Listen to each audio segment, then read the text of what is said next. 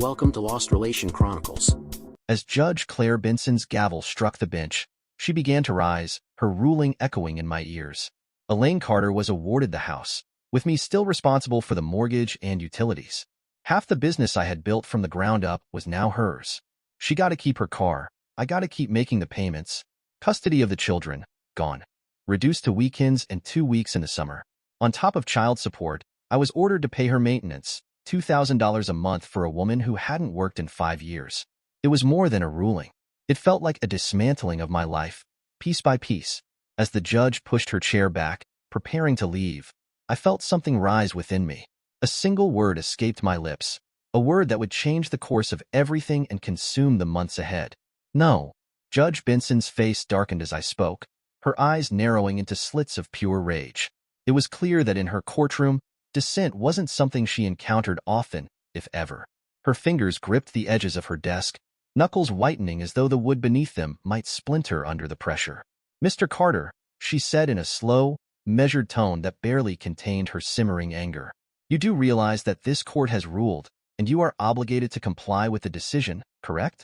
"Oh, I realize it," I said, leaning forward just slightly, letting a small, defiant smile curl my lips. "But just because you made a ruling doesn't mean it's over. You see, the thing about your decisions, Judge, is that they can be appealed. I'm well within my rights to challenge this injustice." Her nostrils flared as she sat back in her chair, clearly unused to being spoken to in such a manner. "You are testing my patience, Mr. Carter," she seethed. "And you," I responded calmly, "are clearly struggling with a simple concept. Are you confused with the in or the o? If you're having trouble with that word, I'd be happy to define it for you." Judge Benson's face went slack for a second, her shock evident as if she had never been so brazenly challenged. The surprise quickly morphed into an expression of pure fury. The icy glare she shot in my direction could have frozen the surface of the sun. "Excuse me," she barked. "I'm not sure what is difficult to understand," I said, keeping my voice even. "But let me help. The word is no, it's as simple as that." The courtroom fell into a stunned silence. The tension hung heavy in the air, but I didn't care. I had planned for this moment. The next few minutes were going to be the most satisfying of my life. The wheels were already in motion, and Judge Benson had no idea what was coming. "I'll give you 1 minute to apologize, or I'll hold you in contempt of court." "Well, at least you'd finally make one correct ruling today, then." "I have nothing but contempt for this mockery of a trial," I retorted. My lawyer was whispering harshly in my ear, fumbling through his briefcase, probably searching for something to stop me from speaking. "In that case, let's see how you feel after 30 days in jail," she snapped, banging her gavel. Wow, I didn't realize we were suddenly in Australia with all these kangaroos around. My lawyer was nearly shouting at me to stop, even trying to cover my mouth. 60 days. "Want to keep going?" she added, eyes narrowing. "You know, your dishonor. I honestly think if you got laid every once in a while, you wouldn't be so miserable.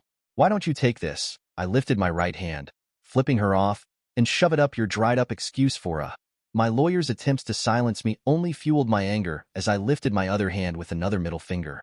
"Then take this one and shove it where the sun doesn't shine. Maybe then, you'll feel something and stop being such a man-hating psycho. Honestly, you're in more desperate need of a stick than anyone I've ever seen." Wow. I was certain someone was going to call 911 at any second. I figured one of two things was about to happen. Either she was going to have a stroke, or her head was going to explode. Honestly, I was surprised we couldn't see smoke coming out of her ears. I didn't think a person's face could turn that shade of red. The way she was glaring at me, I could practically feel death rays coming from her eyes. Oh yeah, she was pissed. 90 days, she spat, and I swear her voice sounded like it came straight from the depths of hell. Lucky for my lawyer, that's when the bailiffs grabbed me. He looked so defeated that I almost felt sorry for him. Everyone in the courtroom seemed frozen in shock, but I just couldn't help it anymore. I burst out laughing, hysterically, which probably explains why I had a few visits from psychologists during my time in lockup over the next few weeks. The letter from my lawyer's firm the next day, dropping me as a client, didn't exactly come as a surprise. Now, you're probably wondering what led to all this. Let me back up a bit. My name is David Carter.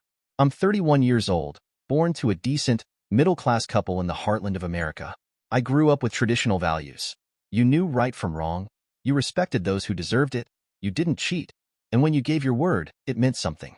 Work hard, be generous, and stick to your principles. Do unto others as you would have them do unto you. Of course, people tend to forget there's another side to that. Do unto others as they've done unto you. Sure, the Christian thing to do is turn the other cheek. But that's never been my strong suit. I've always been told I have a stubborn streak that can get pretty intense. Combine that with my strong sense of justice, and, well, things sometimes got a little ugly. Once I decided someone had wronged me, there was no convincing me to change course. I became relentless. I remember one time in high school when I was dating Paula Grant. We'd been together for a couple of months, and like most teenage relationships, we had our arguments. One day, we had a fight. I don't even remember what it was about, and we broke up. I say that in quotes because, honestly, it was understood that it wasn't going to last. We'd done this before, where we'd break up, cool off for the weekend, and then apologize and get back together by Monday. But that particular Saturday, as I was walking past the theater, I saw something that set me off. My cousin Walter, who was more like a brother to me, was walking into the theater with Paula. Two things about this. First, Walter and I were the same age and had grown up together. His family lived just down the block, and we'd always been close, practically inseparable. Second, I knew he liked Paula. He knew we had just broken up, but he also knew it was probably temporary. That's why what he did felt like the ultimate betrayal. Friends, or family, don't do that to each other. From that moment on, Walter was dead to me. On Monday, when Paula tried to talk to me, I acted like she didn't exist. At church on Sunday, Walter came up and tried to explain himself. I just stared at him in silence and walked away. His family came over for dinner that same day, and I ignored him completely. He tried to play video games with me afterward. I put down the controller and went in my room. Our parents tried over and over to get us to talk, but I wouldn't budge. A year later, even after I stole his girlfriend out of pure spite, I still refused to speak to him. He confronted me about it, and yeah, I kicked his butt, but that was the end of it. He sent me an invitation to his wedding a few years later. I ignored it. And when I married Elaine, I made sure every family member got an invite, except him. All right, so I'll admit it. I can be an a-hole, and I definitely hold grudges. But here's the thing. I only hold on to it when someone screws me over on purpose. If it's an honest mistake, I can let it go. But what Walter and Paula did, that was deliberate, and I don't forgive that. Now, I get that some of you are probably thinking I'm a jerk. If that's the case, let me push your buttons a little more. I firmly believe in accountability. If you screw up, you should face the consequences. If you can't handle the outcome, then don't make the mistake in the first place. Like driving drunk? You deserve to lose your license, pay more for insurance, and whatever else the law throws at you. If your job relies on your driving and you lose it, that's what I call a stupid tax. You chose to take that risk, and now you pay for it. Same goes for other things. If a girl chooses to have unprotected sex and ends up pregnant at 18, her stupid tax is becoming a mom. And if a guy gets his prom date pregnant, he should be stepping up and taking care of that kid. It's called personal responsibility, and I shouldn't have to clean up after someone else's stupidity. So, yeah, I worked hard in high school, kept my grades up, and scored some good scholarships for college. I did fine with the ladies, too, while still maintaining my grades. I've always been on the better-looking side, and I made an effort to stay healthy. Sure, I got into my share of fights in high school, mostly because of my views, but I won more than I lost. After graduating with a degree in economics and a minor in accounting, I went on to get my MBA. Landed a solid job with a big company, making really good money. Being single and not having many expenses, I started playing the stock market on the side. Turns out I had a knack for it and made some decent profits. After a few months at my job, I met Elaine at a party, and we hit it off right away. I asked her out on a date, and things took off from there. Honestly, she was stunning. I know it sounds cliché. What guy doesn't think his girlfriend is beautiful? But with Elaine, I could say that confidently. People would stare whenever we were out, and all my friends joked about making a move if we ever broke up. Eventually, I popped the question. She said yes, and we got married. To give some context, Elaine went to college and graduated with a degree in art history, which, as I like to joke, qualified her to work as a Starbucks barista. I also joke that she went to college for her Mrs. degree. Basically, to find a husband and put off adulting for a while. Yes, I know, I'm an arrogant prick, but whatever. We settled into married life pretty easily. Elaine quit her job a week before the wedding and embraced the role of homemaker. Our sex life was great, and we bought a nice 3-bedroom house. I was doing well at work and making good money with my stock market investments. We lived comfortably but didn't go overboard, which allowed us to save a lot. I funneled all my bonuses into investments and maxed out my Roth contributions, with the goal of retiring before 40. I was excelling at my job, earning hefty bonuses and promotions, and climbing the corporate ladder quickly. A few years into our marriage, I came home one Friday evening to find Elaine all dressed up, looking incredible and grinning from ear to ear. "Hurry up and get showered and changed. We're going out to celebrate tonight, Daddy." Holy crap. Did she really just say what I think she said? I was stunned. Sure, we've been trying for a few months, so it wasn't completely out of the blue, but hearing it actually happen was a shock. I immediately grabbed her, spun her around, and covered her face with kisses. Knowing our celebrations would be more low-key soon with her pregnancy and then the baby, we decided to really go all out that night. The next several months were filled with excitement and getting ready for the new addition to our family. Then we got another surprise a couple of months later. Twins? We were having 2 baby girls. I couldn't wait to spoil them and have 2 little daddy's girls wrapped around my finger. I felt like I was on top of the world. The big day finally arrived, and after rushing to the hospital, our 2 little girls were born a few hours later. They were perfect, healthy, beautiful, with all their fingers and toes. Because they were twins, they had to stay in the hospital a bit longer, but everything turned out fine. When we brought them home, both families were there to welcome us, and everyone was thrilled. I couldn't help but notice my mom staring at them constantly. She was beyond happy that I had finally given her the grandchildren she'd always wanted. Life had taken a big turn for us. I realized that working for the large corporation was pulling me away from my family too often. Financially, I was in a very good place, so I decided to start my own business. Since I had been doing well with investments and the stock market, I got the necessary certifications to launch my own investment firm. I had already been helping some friends and family informally, so I approached them about becoming my official clients. That got the ball rolling. After opening, several former colleagues transferred their portfolios to me, and within a year, I had built a solid client base. Word spread, and many of my clients' friends were considering moving their business to me as well. But when you're on top, the only way to go is down. It was our daughter's 2nd birthday, and we had turned it into a huge celebration. Sure, she wouldn't remember it, but it was important to us. The idea was that she could enjoy the videos when she was older. Family from both sides had come, and we were all having an amazing time, until it happened. I had just finished using the ensuite bathroom in the bedroom because the hall bathroom was occupied. Just as I was about to open the door, I overheard my mom talking to her sister in the hallway. "I just can't figure out where those blue eyes came from," my mom said. "Have you asked David about it?" my aunt replied. "Oh God, no. I can't even imagine what would happen if he found out the girls weren't his. He's so happy. Finding out would destroy him." I couldn't bear to listen any longer. Quietly, I backed away from the door and returned to the bathroom, locking it behind me. My mind was racing. The girls had to be mine. Surely, someone in our families had blue eyes. My own eyes were a dull brown, and Elaine's were more hazel. I tried to recall every relative in both of our families, searching for someone with blue eyes. The only person I could think of was my cousin Mary, but her green eyes came from her father's side, and he wasn't a blood relative. As for Elaine's family, I couldn't remember anyone with blue eyes. After what felt like an eternity, I told myself I needed to calm down and rejoin the party before anyone noticed my absence. Somehow, I managed to push down my emotions, put on a smile, and return to the festivities. It was torture for the rest of the day, but I played the role everyone expected of me, all while silently planning my next steps. Eventually, the party wound down, and the guests left. Later that night, as I put the girls to bed, I closely studied their features. Some traits clearly came from Elaine, but others I couldn't place. There was nothing that I could definitively say came from me.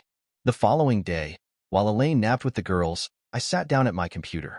I ordered a few supplies to be discreetly delivered to my office, using a company credit card so the invoice wouldn't show up at home. I also started researching local private investigators. The suspicion that Elaine might have cheated on me nearly 3 years ago was now consuming me.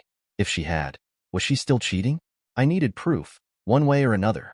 A few days later, the supplies I'd ordered arrived. I had also met with a PI firm and hired them. I provided all the necessary information about Elaine's phone, tablet, and laptop for them to hack into. At the same time, I started shifting my finances around.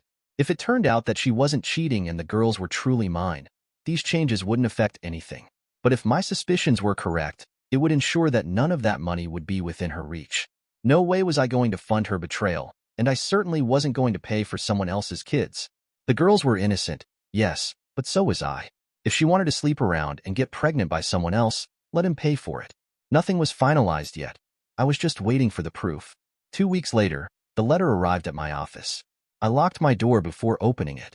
When I saw the results, I broke down and cried for an hour. Deep down, I had known they weren't mine, but I had been clinging to the hope that I was wrong. The next day, I met with the PI, who handed over all the evidence. It was her personal trainer, the one with blonde hair and blue eyes. She was still seeing him a couple of times a week, and worse, she had been bringing the girls to his apartment so he could spend time with his daughters. The audio recordings confirmed that they both knew who the real father was. I had an appointment with a divorce lawyer the following afternoon. I wasn't naive. I knew the legal system was going to strip me down and take everything, but I wasn't about to just roll over. The lawyer gave me his advice, which I promptly rejected. He explained how the law worked. I explained how I worked. He said it wasn't about fairness, it was about providing for the kids. I told him her and her lover could handle that without me or my money. I laid out my demands and left. I could tell he was beginning to regret taking me on as a client. Little did he know what was coming next. I told the lawyer to draft the documents, but to hold off on filing until I gave the green light. I might have let him believe that I was considering working things out with Elaine. All right, I completely lied about that. It took 2 months to get everything in place, and during that time, Elaine hadn't suspected a thing. Thank God for that drama class I took in my junior year as an elective. I played the role perfectly. By the time I was done, on paper, I had 0 net income and 0 assets, apart from the house and an old Chevy pickup. The house still had a hefty mortgage because we had refinanced and pulled out the equity for upgrades, so selling it probably wouldn't even cover the brokerage fees. As for my Lexus, it technically belonged to the company, not to me personally. I had stashed about $10,000 in cash to get by for the next couple of months. Elaine was caught completely off guard when my cousin Howard and his wife Paula showed up that weekend. I explained that they had visited me at the office a couple of weeks prior. After some serious talks, they admitted to their wrongdoings, sincerely apologized, and I told Elaine I had decided to let it go. But come on, people are so gullible. Yes, Howard and Paula did come by last week, and yes, they apologized again, and I did forgive them. All of that is true. I'm an honest man, after all, but I might have left out a couple of minor details.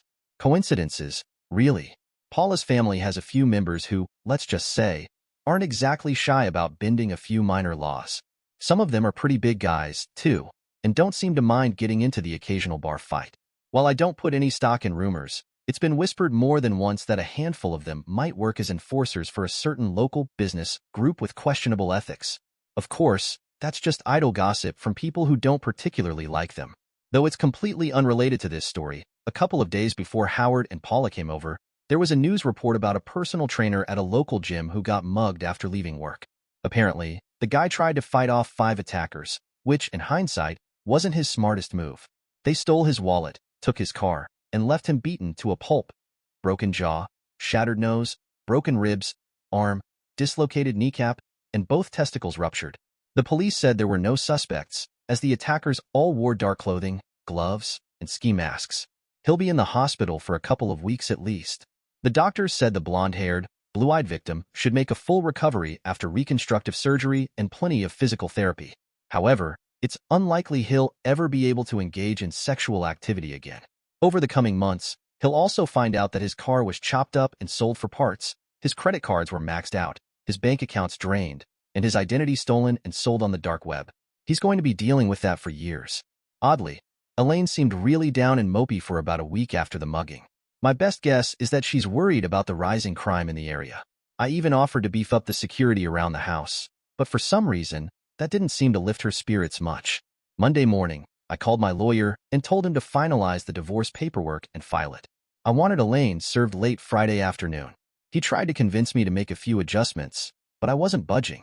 By Tuesday, the forms were ready for me to review and sign. I met him at his office to finalize everything, and he once again cautioned me against my plan. I figured, fine, I'd humor him. I gave Elaine the house and even threw in the investments. Of course, I made sure the stipulation was clear. I wouldn't pay a dime for anything else. If she wanted to keep the house, she'd have to cover the mortgage and utilities herself. Oh, and the investments? They hadn't had any money in them for over a month. I had no issue handing over 100% of nothing. What Elaine didn't know was that I had been quietly moving all my tools and equipment out of the garage. I had also been relocating things I wanted to keep from the house, mostly from my home office.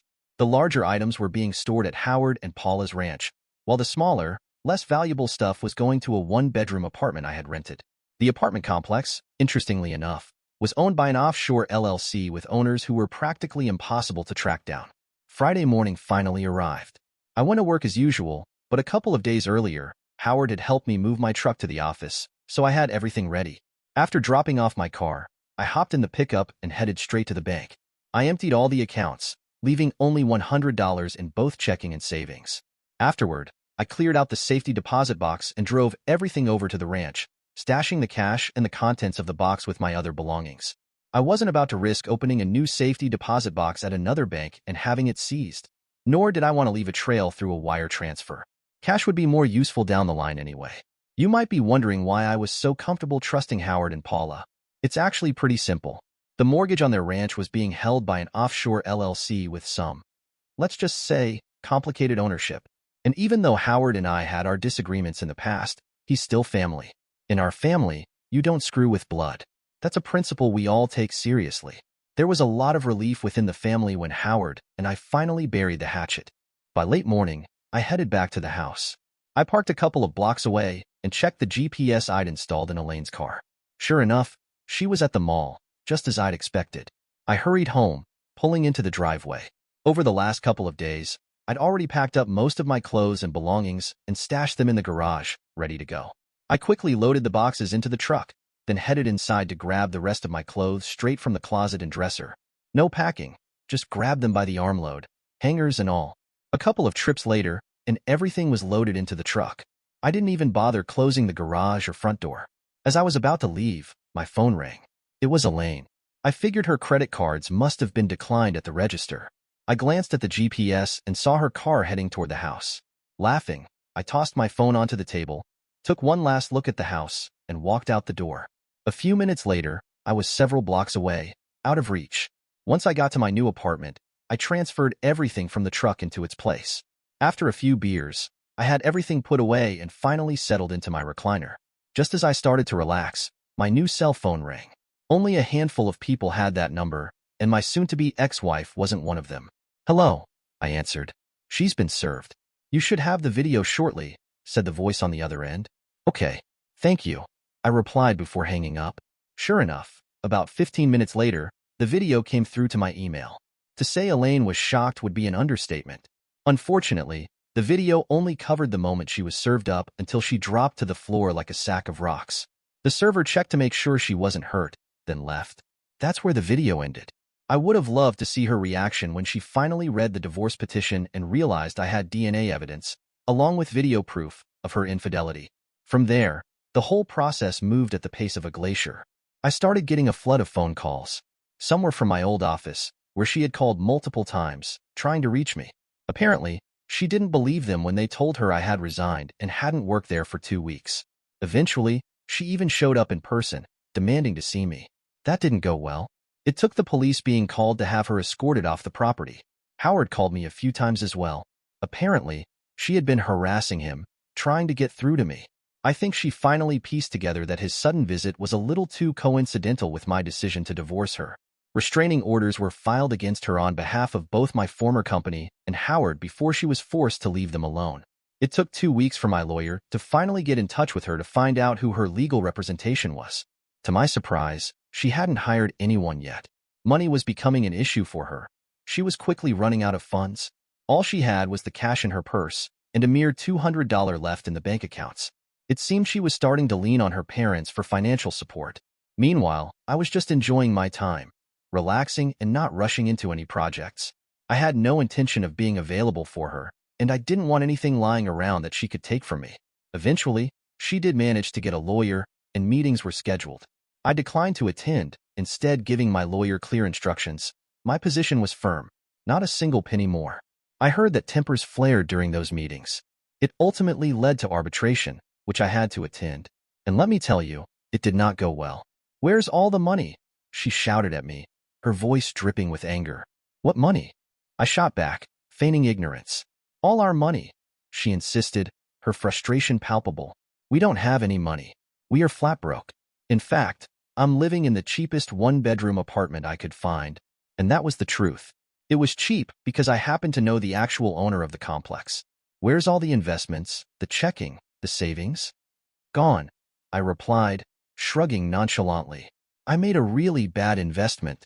Did investing in a cheating wife count? I wasn't sure, but I continued.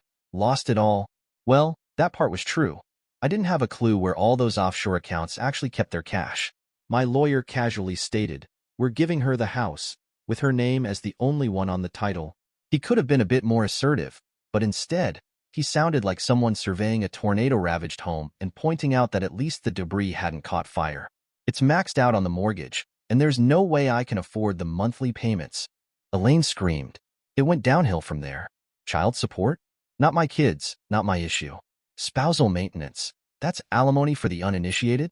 No job, no income, and no way.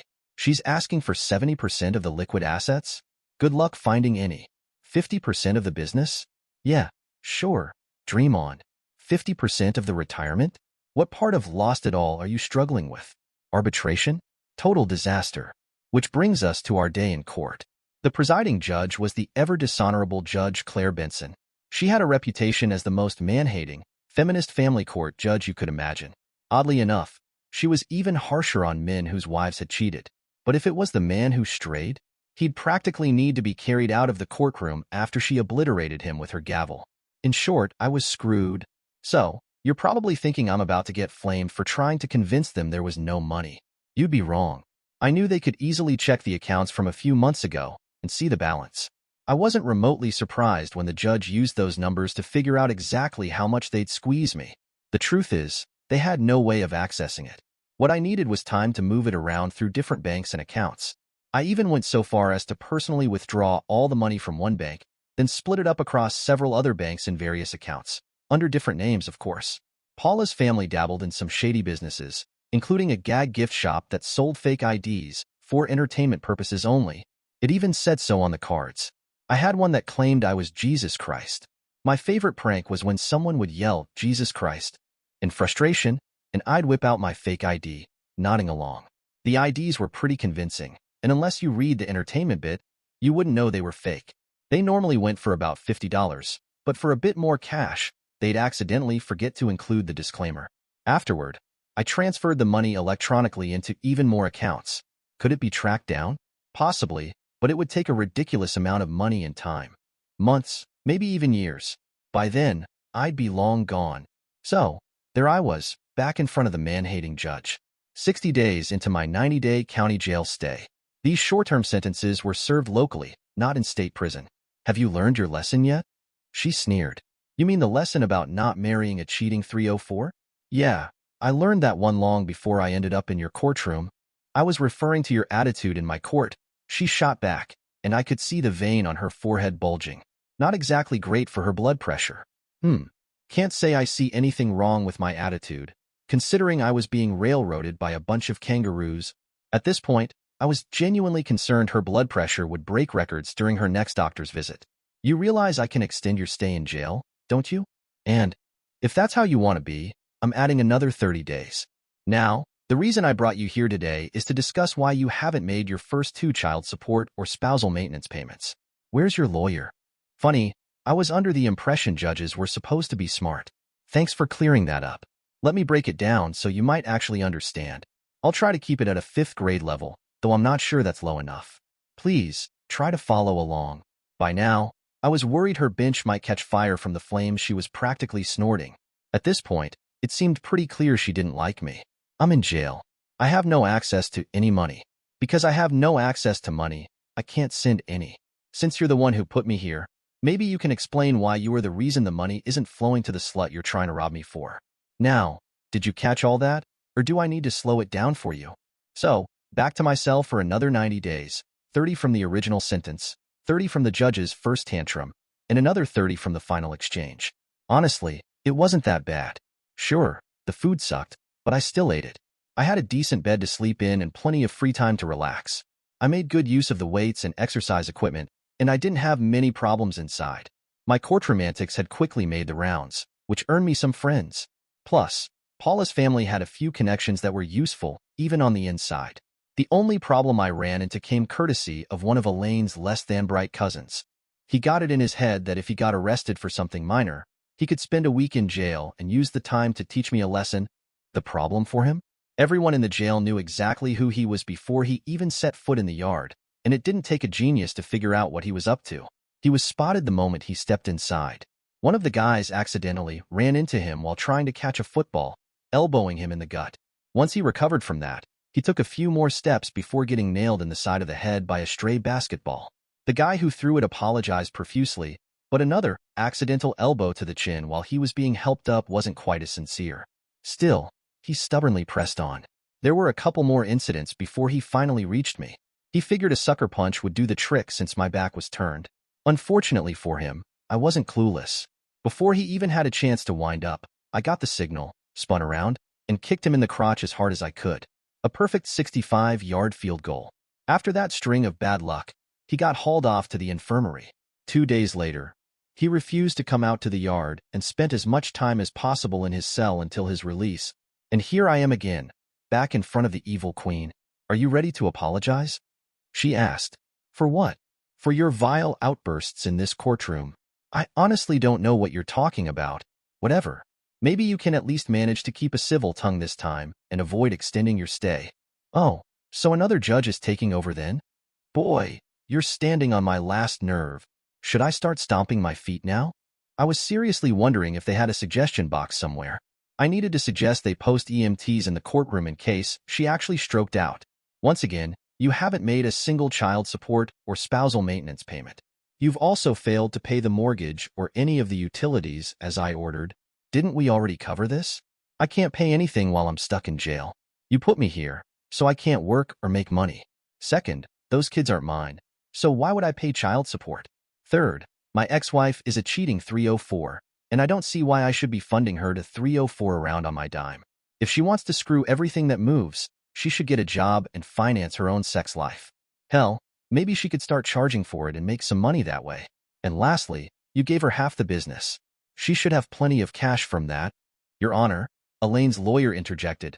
We've been unable to take possession of my client's portion of the business. It appears Mr. Nielsen sold the company to an overseas entity about 2 months before filing for divorce. At this time, we haven't even been able to identify the current owners to contact them regarding the court order. Just then, a striking woman stood up and requested permission to approach. Your Honor, I represent the board of directors of the company that purchased the business in question.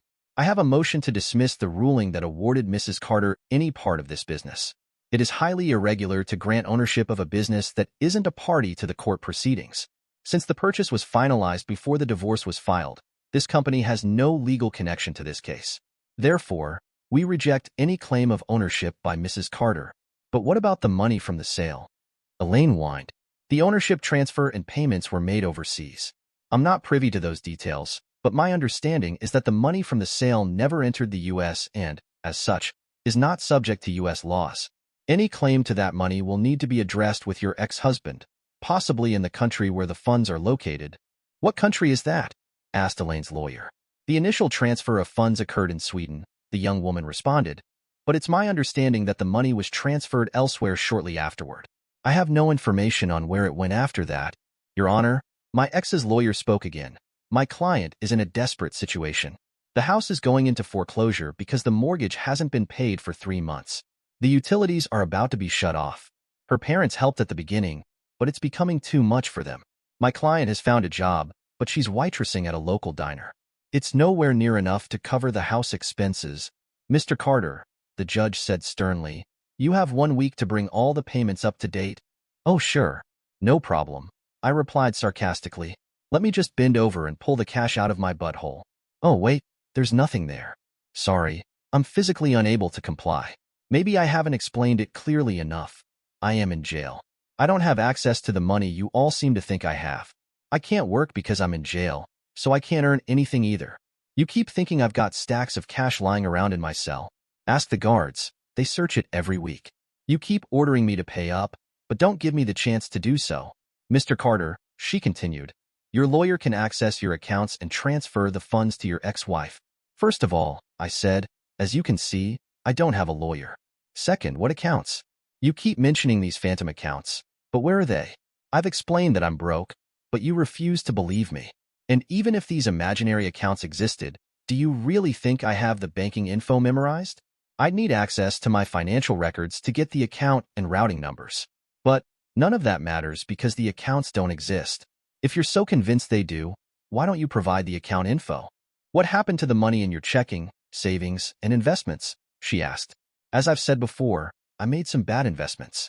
I took a risk and lost everything. And the money from the sale of your company? The company was struggling because of those same investments. I sold it for a low price and used the proceeds to cover debts. There's nothing left. Mr. Carter, do you seriously think this court is going to believe that nonsense? I shrugged. I really don't care what you believe. If you think I'm lying, show me where I'm supposedly hiding all this money. What I think is that she stole it all and is trying to screw me over while she's screwing her boyfriends. That doesn't even make sense. Elaine's lawyer shouted. It makes as much sense as keeping me in jail where I have no access to money, than demanding I make all these payments you want. I shot back. Mr. Carter, are you aware that I can keep you in jail until you pay? The judge asked. I stared at her like she had just sprouted a third eye. All right, I'll humor you. Go ahead. Keep me locked up where I'm completely unable to follow your orders while you keep demanding the impossible. Sounds perfectly logical. 3 months later, the house had been foreclosed on. Elaine had lost her Lexus because she couldn't afford the payments. She was now living with her parents because she couldn't afford an apartment for herself and the girls. She was working 30 hours a week at the diner. By now, they were pleading with the judge to release me so I could at least start making some form of payments. Loverboy had finally been discharged from the hospital and was in physical therapy, spending hours every day trying to untangle his financial mess. The only upside was that no new credit cards were being opened in his name, because by now, his credit score was so abysmal no one would issue him anything. He had minimal insurance coverage on his car, so he didn't receive a dime from that. And because he only worked part-time at the gym, he had personal health insurance with sky-high deductibles. It was going to take him years to crawl out from under his medical bills. I had finally hired a lawyer. She worked out a deal with the judge to release me from jail so I could get a job and start making payments. However, I had to surrender my passport because they were still convinced I had money hidden somewhere and deemed me a flight risk. I played by the rules and got a job at the local Taco Bell. By this time, I was staying at Howard and Paula's ranch.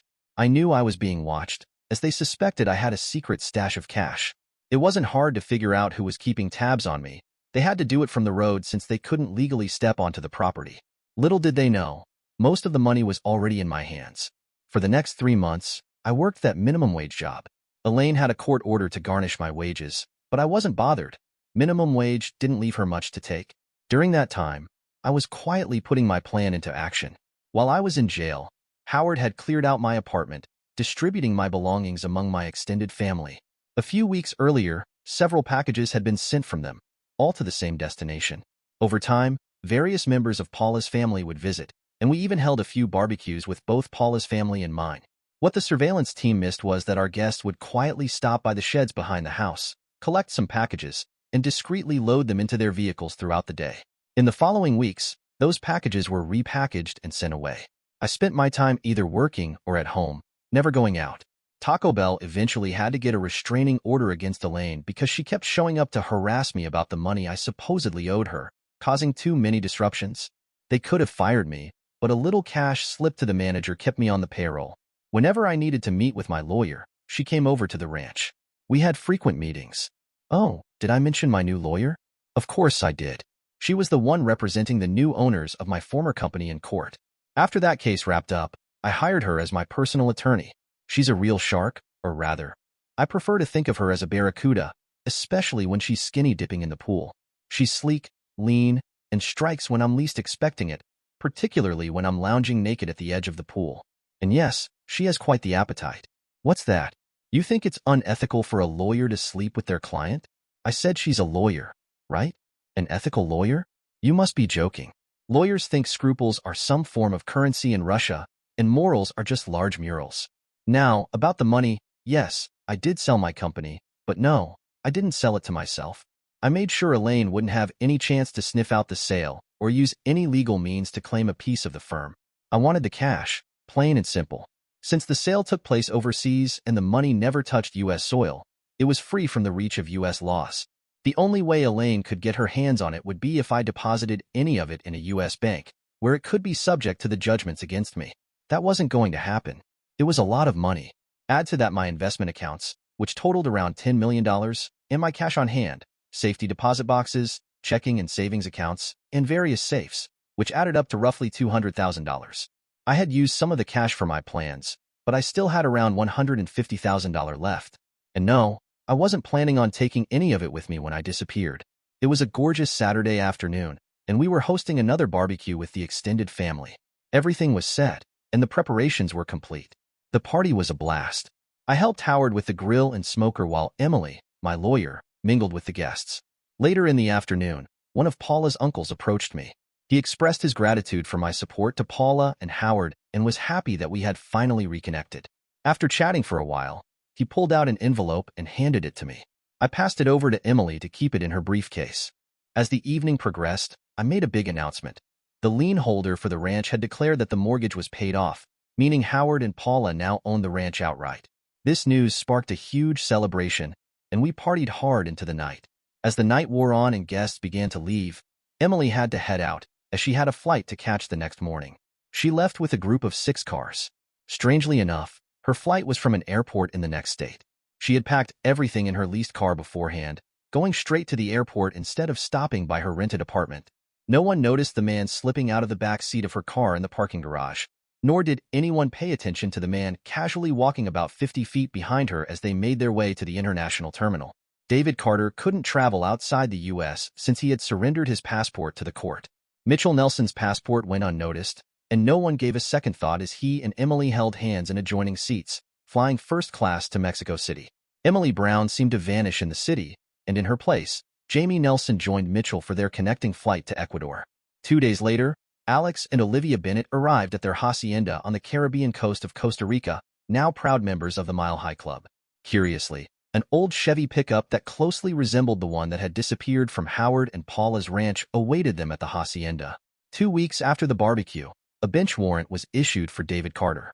He had failed to show up for work 2 days after the celebration and was subsequently fired for not notifying anyone. Since then, no child support payments had been received by his ex-wife. When Howard and Paula were summoned to court, they were accompanied by a lawyer in a $5,000 skirt suit.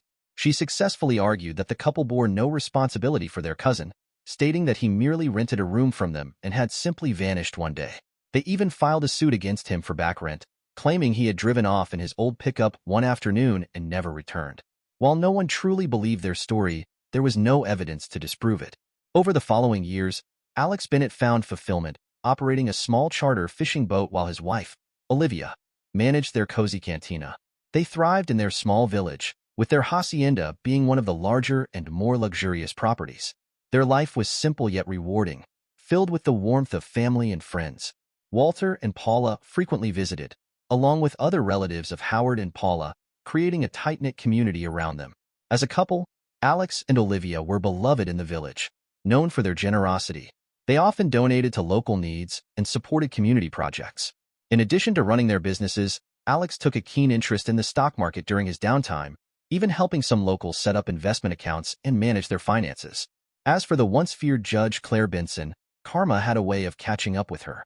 A few years after I had slipped away to Costa Rica, the man-hating judge found herself on the receiving end of betrayal when her wife, who, by the way, was a lesbian, was caught cheating. Judge Benson had adopted her wife's 3 children upon their marriage, and now she faced the same obligations she had imposed on others. She was stuck paying child support and maintenance to her ex-wife while dealing with the humiliation of seeing her ex move in a boyfriend who acted like part of the family. To add insult to injury, they were often seen out in public together, flaunting their new relationship as if they were a happily married couple, despite never officially tying the knot. Rumors circulated that they had finally set a wedding date, timed conveniently for 1 week after their youngest son graduated from college. Until then, Judge Benson remained shackled to her financial obligations, a bitter irony given her previous judgmental attitude toward others.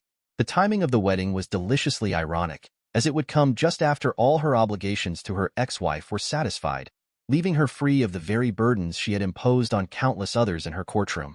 Dear listeners, please share your thoughts in the comments section below, and don't forget to like, share, and subscribe. So, I guess it all started when Mila and I were driving up to my dad's place. It was a long drive, and honestly, I had way too much time to think. Maybe that's what got me in trouble. You ever get that feeling when you're stuck in a car for hours and your mind just drifts to places you really don't want it to go? That was me. And where did my brain land?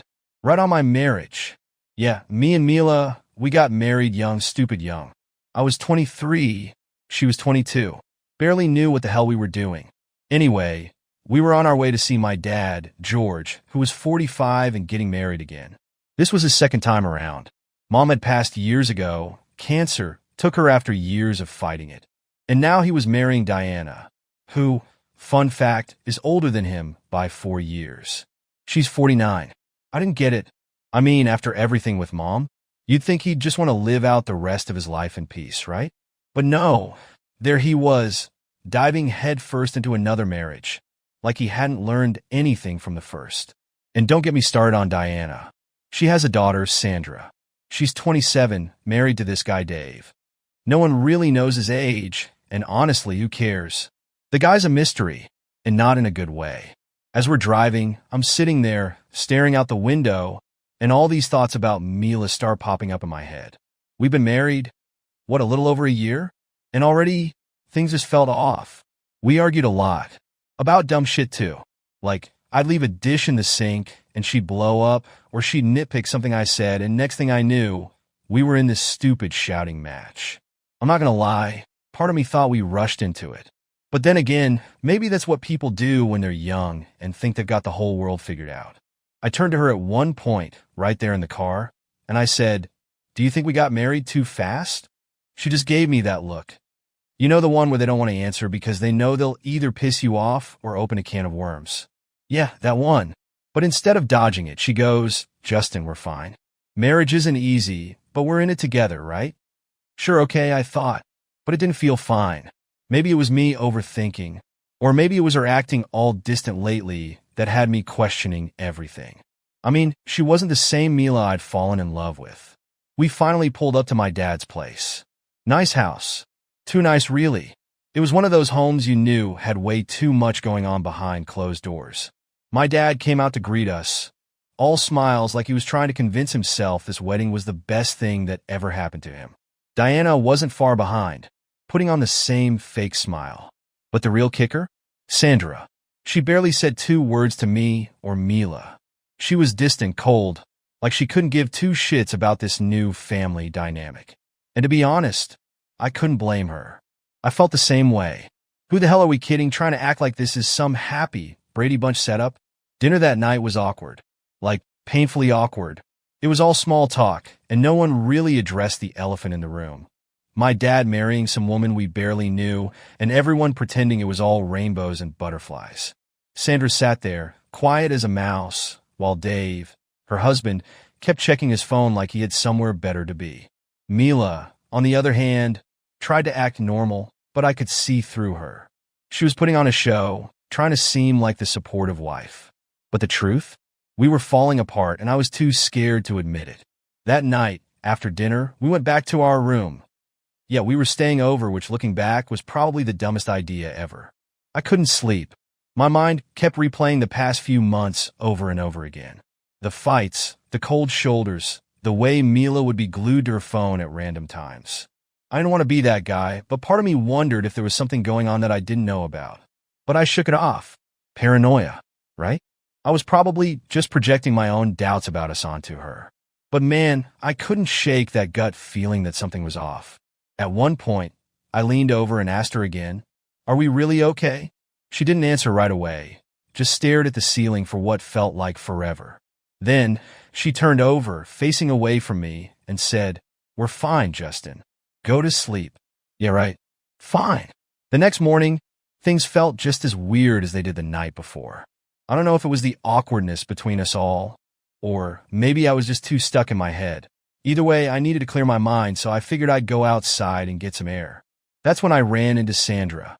She was already out on the porch, sitting there with her coffee, looking just as disconnected as I felt. We started talking, and it didn't take long for the conversation to turn to our parents' whirlwind marriage.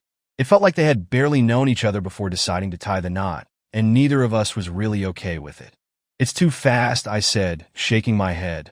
I mean, I'm happy Dad's happy, but it feels rushed, like they didn't think it through. Sandra nodded. Exactly. My mom never even talked about dating after my dad died. And then suddenly, boom, she's married again. She paused, staring into her cup. It just doesn't feel right. I agreed. And as we sat there, I found myself opening up to her. Maybe it was because I knew she was going through the same kind of confusion I was. Or maybe I just needed someone to talk to, someone who wasn't Mila. I told her about the doubts I'd been having about my marriage, how Mila and I had gotten married too young, too fast, and how things between us weren't what they used to be. I get that, Sandra said quietly. Dave and I don't know what's happening anymore. He's been acting so strange lately, distant. I don't even feel like I know him anymore. There was something in her voice that caught my attention. It wasn't just sadness. It was suspicion. I didn't push her for details, but she must have sensed that I was on the same page because she started telling me more about Dave.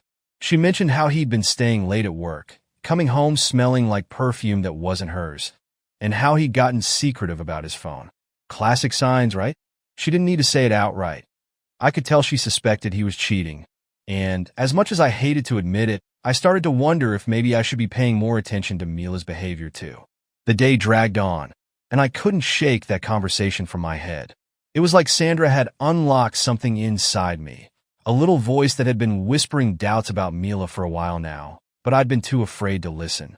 And then it happened. I was outside, walking around the backyard, trying to clear my head. I wasn't really paying attention to where I was going, just lost in my thoughts. That's when I saw them, Mila and Dave, together. At first, I didn't know what I was looking at. My brain couldn't process it. But there they were, standing way too close for comfort. And before I could even react, they kissed. And not just some casual peck on the cheek. No, this was something else. Something intimate. Something I'd never seen from Mila before. My heart sank. It was like someone had punched me in the gut, and I couldn't breathe. I wanted to look away, but I couldn't. My feet felt glued to the ground, and I just stood there watching like an idiot. I don't know how long I stood there. It felt like forever, but it was probably only a few seconds. I felt this intense mix of emotions: confusion, anger, betrayal. I wanted to storm over and confront them, demand answers, but something stopped me. Maybe it was shock, or maybe I just wasn't ready to face the truth. Either way, I stayed hidden, watching them for just a little longer before I quietly slipped away. My mind was racing. How the hell was this happening? What was Mila doing with Dave? I kept trying to make sense of it, but nothing was adding up. The woman I married, the one I thought I knew, was out there making out with some guy who was married to Sandra, no less. It was like my entire world was crumbling in front of me, and I had no idea what to do next. I made my way back to the house, feeling like I was on autopilot. My hands were shaking, and I was doing everything I could to keep it together. The last thing I wanted was for anyone to notice that something was wrong. I wasn't ready for that conversation, not yet. So I plastered on a fake smile and went back inside, trying to act like everything was normal when inside I was losing my shit. I knew I had to talk to someone, but who? I couldn't go to my dad. He was too wrapped up in his own shit with Diana. Mila was obviously out of the question, and there was no way in hell I was talking to Dave. That left Sandra. She was the only one who might understand, the only one who could help me make sense of what I'd just seen. Later that day, I found Sandra alone again, this time sitting on the steps of the front porch, staring off into the distance. I sat down next to her, my heart pounding in my chest. I wasn't sure how to start, but I couldn't hold it in any longer. I saw something today, I said quietly, keeping my voice low. Something I wish I hadn't seen. Sandra turned to look at me, her eyes filled with curiosity and concern. What do you mean? I took a deep breath, steadying myself. I saw Mila and Dave together. They were kissing. Her face went pale. For a moment, she didn't say anything, just stared at me in disbelief. Then finally she spoke. I knew it. I fucking knew it, she said, her voice barely above a whisper. I had a feeling something was going on, but I didn't want to believe it. I nodded, feeling the same way. Neither of us wanted this to be real, but there it was, staring us in the face. We sat there in silence for a while, both of us processing what we'd just uncovered. Our worlds were falling apart, and neither of us knew what to do next. But one thing was clear. This wasn't over. Not by a long shot. Dinner that evening was supposed to be normal, or at least as normal as things could get when you've just watched your wife making out with another man. I knew I had to talk to Sandra about it. I couldn't keep this inside any longer, and she was the only one who would understand. She had to know. But there was this weight in my chest, like if I said it out loud, it would make everything real. There'd be no going back after that. Everyone was busy preparing for dinner, so I took the opportunity. I found Sandra in the kitchen, moving dishes around, but her mind seemed elsewhere.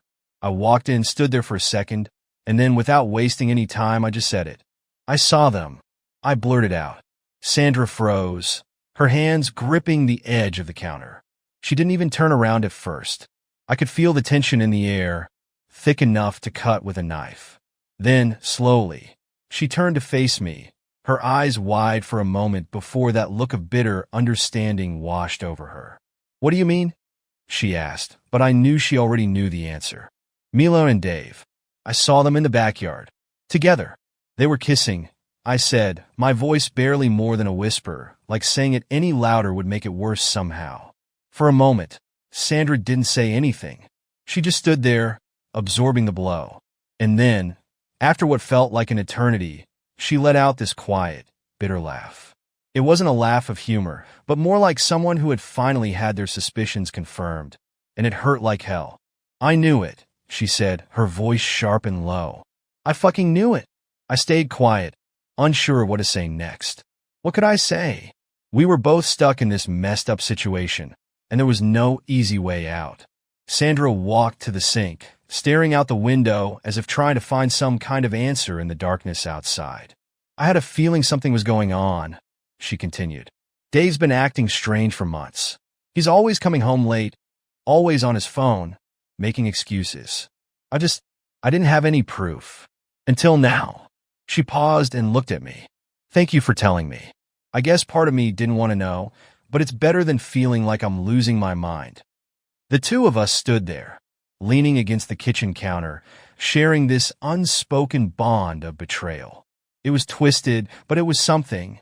And for the first time, I felt like I wasn't completely alone in this mess.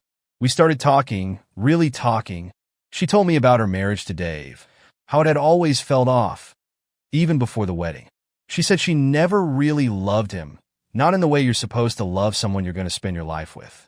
It was more like they fell into it, because it seemed like the right thing to do at the time. But now she felt nothing but anger and disappointment. "I've been angry for so long," she admitted. At him, at myself for staying. I knew something was wrong, but I just kept hoping things would get better. But now, after all this, I don't know anymore. I nodded. "Yeah, I know the feeling. Mila and I, it's been the same. The fights, the distance. I keep thinking maybe we rush into things. Maybe we weren't ready for this." There was a strange comfort in knowing someone else was going through the same kind of hell.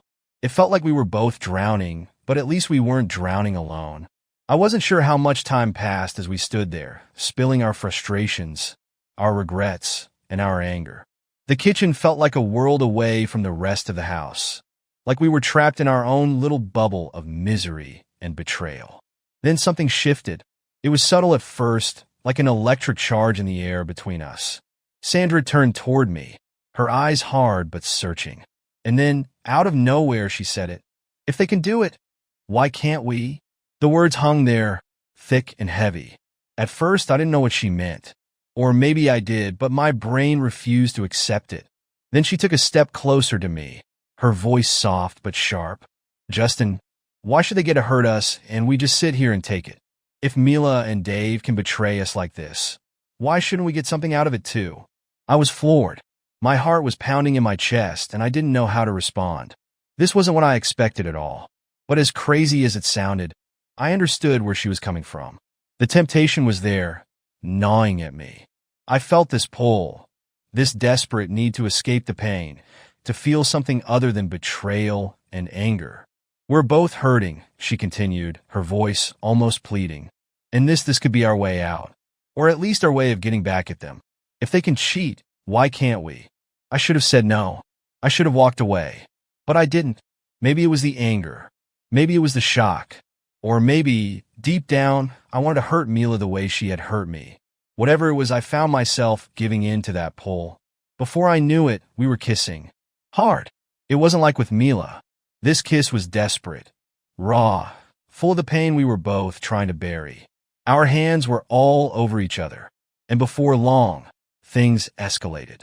We started tearing at each other's clothes, driven by this twisted need for revenge and escape. In that moment, it wasn't about love or even attraction. It was about release. As things heated up, I realized what was happening. Sandra and I weren't just trying to get back at our spouses. We were trying to find some kind of control over a situation that had ripped our lives apart. This was our way of taking something back, of feeling like we had a choice in all of this, even if it was the wrong one. We moved into the guest room, barely managing to close the door behind us. We were both caught up in the moment, driven by emotions we couldn't control. But just as things were about to go further, the door burst open. Standing there, eyes wide with shock and fury, was Mila. The door slammed open so hard, I thought it might come off the hinges. And there she was, Mila. The look on her face was a mix of shock, fury, and something else. Betrayal, maybe. Her eyes darted from me to Sandra and back again, like she couldn't believe what she was seeing. "Are you fucking kidding me, Justin?" she screamed, her voice shaking with rage. She stormed into the room, fists clenched at her sides. "You're cheating on me? With her?" I barely had time to react before she was right in front of me, eyes wild. For a second, I didn't even know how to respond. The absurdity of the situation hit me like a punch to the gut. Here she was accusing me of cheating when just hours ago, I'd seen her all over Dave in the backyard. "You're calling me a cheater?" I snapped back, my own anger bubbling to the surface. "I saw you, Mila. I saw you with Dave. You want to talk about cheating? Let's fucking talk about it." Her face went pale for a second, and she blinked, clearly not expecting me to throw that in her face. But then she recovered, straightening her posture and narrowing her eyes. "I wasn't cheating. Bullshit." I cut her off, stepping closer. "You think I didn't see you two in the backyard? Don't stand there and try to make me the bad guy, Mila. I saw it. I fucking saw everything." For a second, I thought maybe she'd deny it, try to gaslight me into thinking I hadn't seen what I knew I'd seen. But instead, she just crossed her arms, looking more pissed than remorseful. "You don't get it," she spat, her voice shaking with frustration. "You're always so wrapped up in your own world. You don't pay attention to me. I've been lonely, Justin, for months. I try to talk to you, but you're too busy, too distracted. What was I supposed to do? Just sit there and feel unloved while you ignore me?" I couldn't believe what I was hearing.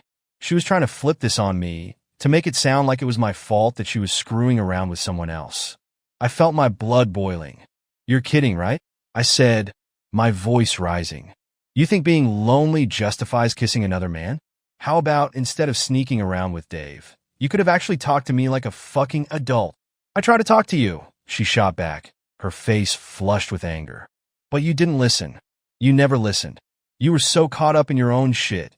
You didn't even notice how unhappy I was." "Unhappy?" I yelled.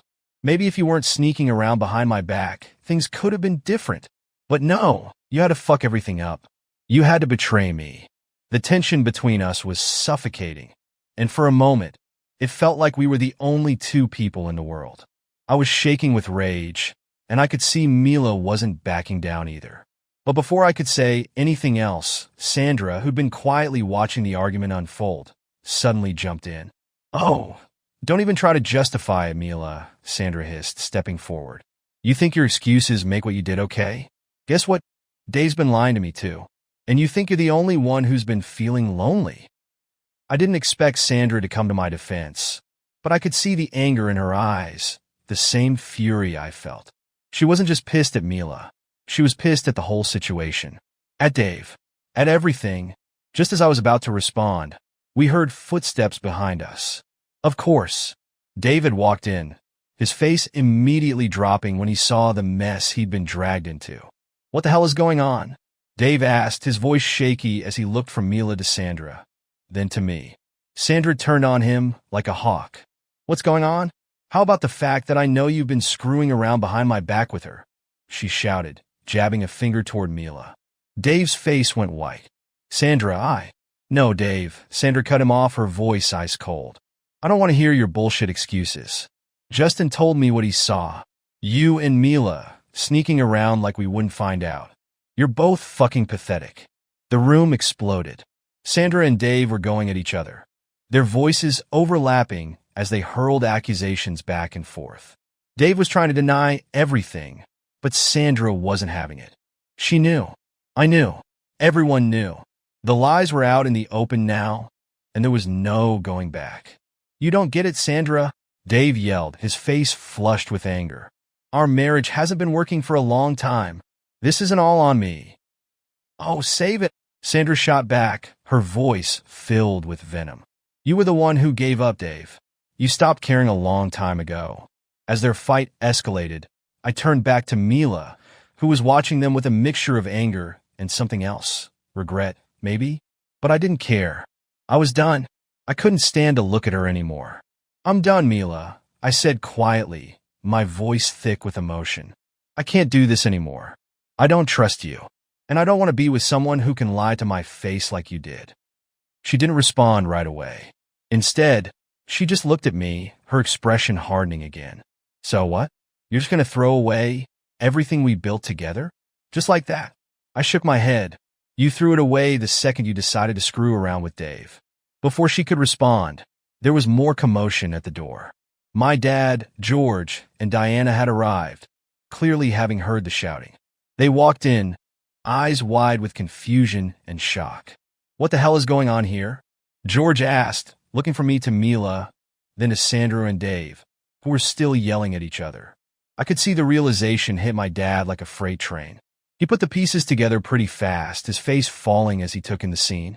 Diana, meanwhile, just looked horrified. Everyone needs to calm down, George said, stepping into the middle of the chaos. This is getting out of hand, but it was too late for that. The damage was done. Mila and I were broken. Sandra and Dave were done. Even George and Diana were shaken by what they'd walked in on, and I could see the cracks in their own relationship forming right in front of me. The shouting continued for what felt like hours, accusations flying back and forth, voices rising and falling like a storm.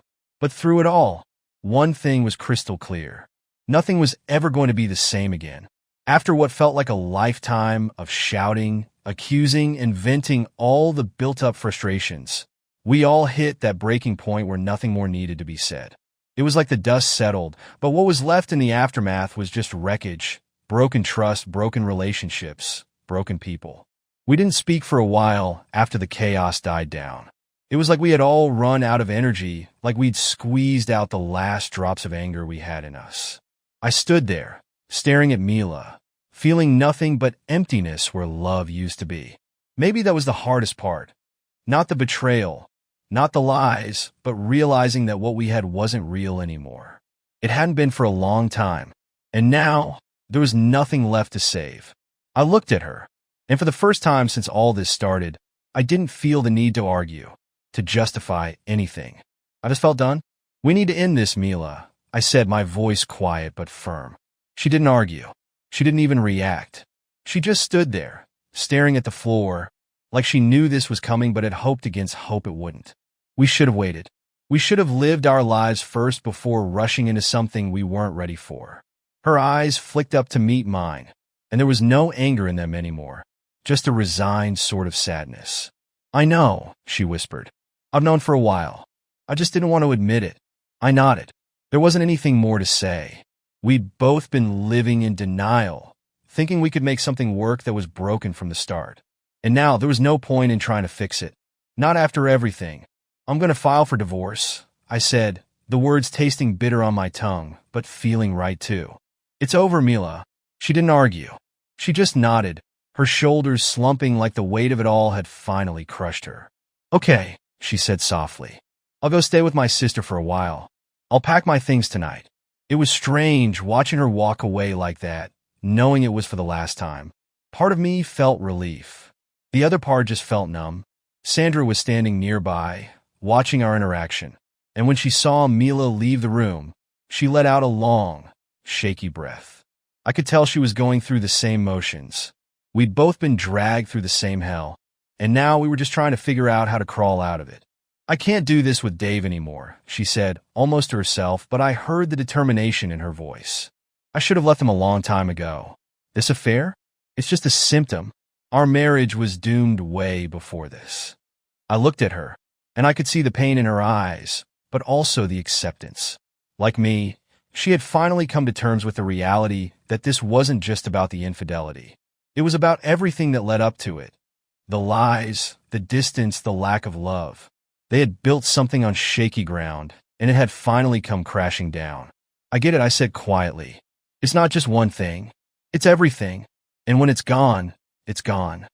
She nodded, biting her lip. Yeah, I think I've known for a long time that we were never really happy. I stayed because it was easier than facing the truth. But after this, I can't pretend anymore. I don't love him. I don't even know if I ever really did. Hearing her say it out loud felt like an echo of my own thoughts. We'd all been living in this weird, comfortable denial, pretending things could be fixed, that maybe we could find happiness if we just tried hard enough. But sometimes, there's nothing left to save. Sometimes, the best thing you can do is walk away. I'm going to leave him, Sandra said, her voice firm now. I don't know what's next, but I know I can't stay in this mess anymore. Just then, George and Diana walked into the room, their faces tight with concern. They'd heard the fights, they'd seen the fallout, and now they were standing in the wreckage of their kids' lives, probably wondering if they'd made a mistake too. What's going on? George asked, his voice heavy with worry. I didn't even know how to answer that. How do you explain the collapse of everything to someone who's watching it happen in real time? But George was smart. He pieced it together fast. It's all falling apart, I muttered, running a hand through my hair. Mila and I are done. Sandra is leaving Dave. And honestly, I don't even know where to begin with all this. George's face fell, and Diana looked like she was holding back tears. I guess they'd thought this new marriage of theirs would bring everyone together, but it had done the exact opposite. Instead of blending families, it had torn everything to shreds. And then, like a ripple effect, George turned to Diana. Are we doing the right thing? He asked quietly. Maybe this was a mistake. Diana's lip trembled, but she held it together, shaking her head. I don't know, George. I really don't. I thought we were happy, but now, seeing all this, maybe we rushed into it too. Maybe we weren't thinking clearly. It was hard to watch. My dad and Diana had seemed so sure about their new life together, but now they were questioning everything. Seeing their kids' lives crumble made them look at their own relationship with fresh eyes. The doubt was there now, and it was spreading like wildfire. I love you, George said softly, taking Diana's hand. But maybe we need to take a step back. I don't want to end up like them. Diana nodded, her eyes filling with tears. Maybe you're right. Maybe we need to figure out what we really want apart from all of this. I could see it clear as day they were breaking too. It wasn't a loud, dramatic breakup like the rest of us. It was quiet, painful in its own way. But I knew then that my dad and Diana wouldn't last either. By the end of that night, everything had changed. Mila was gone. Sandra packed her bags too, ready to leave Dave behind. And George and Diana? They didn't say it out loud, but I knew they were on the verge of separating as well. The whole weekend had been a disaster, a slow-motion train wreck where everyone's lives came crashing down at the same time. But weirdly enough, there was also a sense of relief. No more pretending. No more lies. Just the cold, hard truth. As I stood in the empty guest room later that night, I realized that this was it. The end of everything I'd known for the past few years. And as scary as it was, I also felt a strange kind of peace. Because sometimes, endings are the only way to start over. A few months had passed since that night. The night where everything went to hell, and honestly, it feels like a lifetime ago. It's funny how time moves differently when you're picking up the pieces of your life. When the dust settled, Mila was gone, and so was everything that came with her. The marriage, the plans, the future we thought we had, all of it was just done. I found a place not long after she left. A small apartment, nothing fancy, but it was mine. At first, the silence in that apartment was unbearable. I remember those first few nights, lying awake in bed, staring at the ceiling, wondering how the hell I ended up here. The quiet was suffocating, like an echo of everything I'd lost. I kept thinking about Mila, about what we'd been through, the fights, the distance, the affair. I used to go over every moment in my head, wondering what I could have done differently.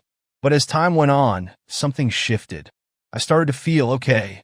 The loneliness that had scared the hell out of me at first started to feel like freedom.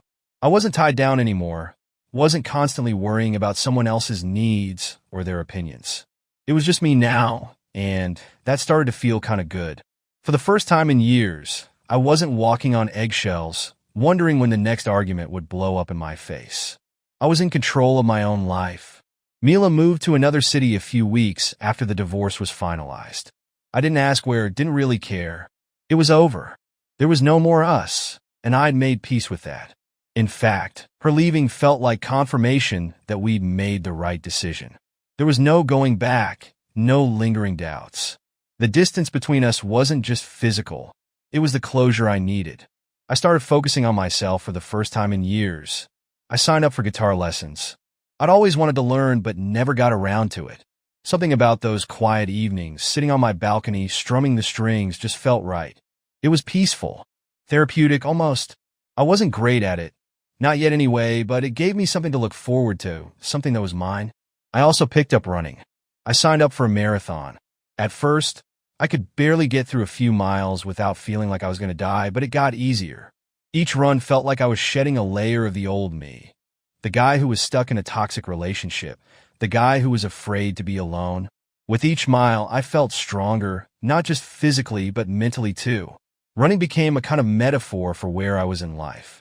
One step at a time, moving forward, leaving the past behind. One day, out of the blue, I got a message from Sandra. She'd finally left Dave. I wasn't surprised. After what happened, there was no way their marriage was going to survive. She suggested we meet up for coffee and catch up, and I agreed.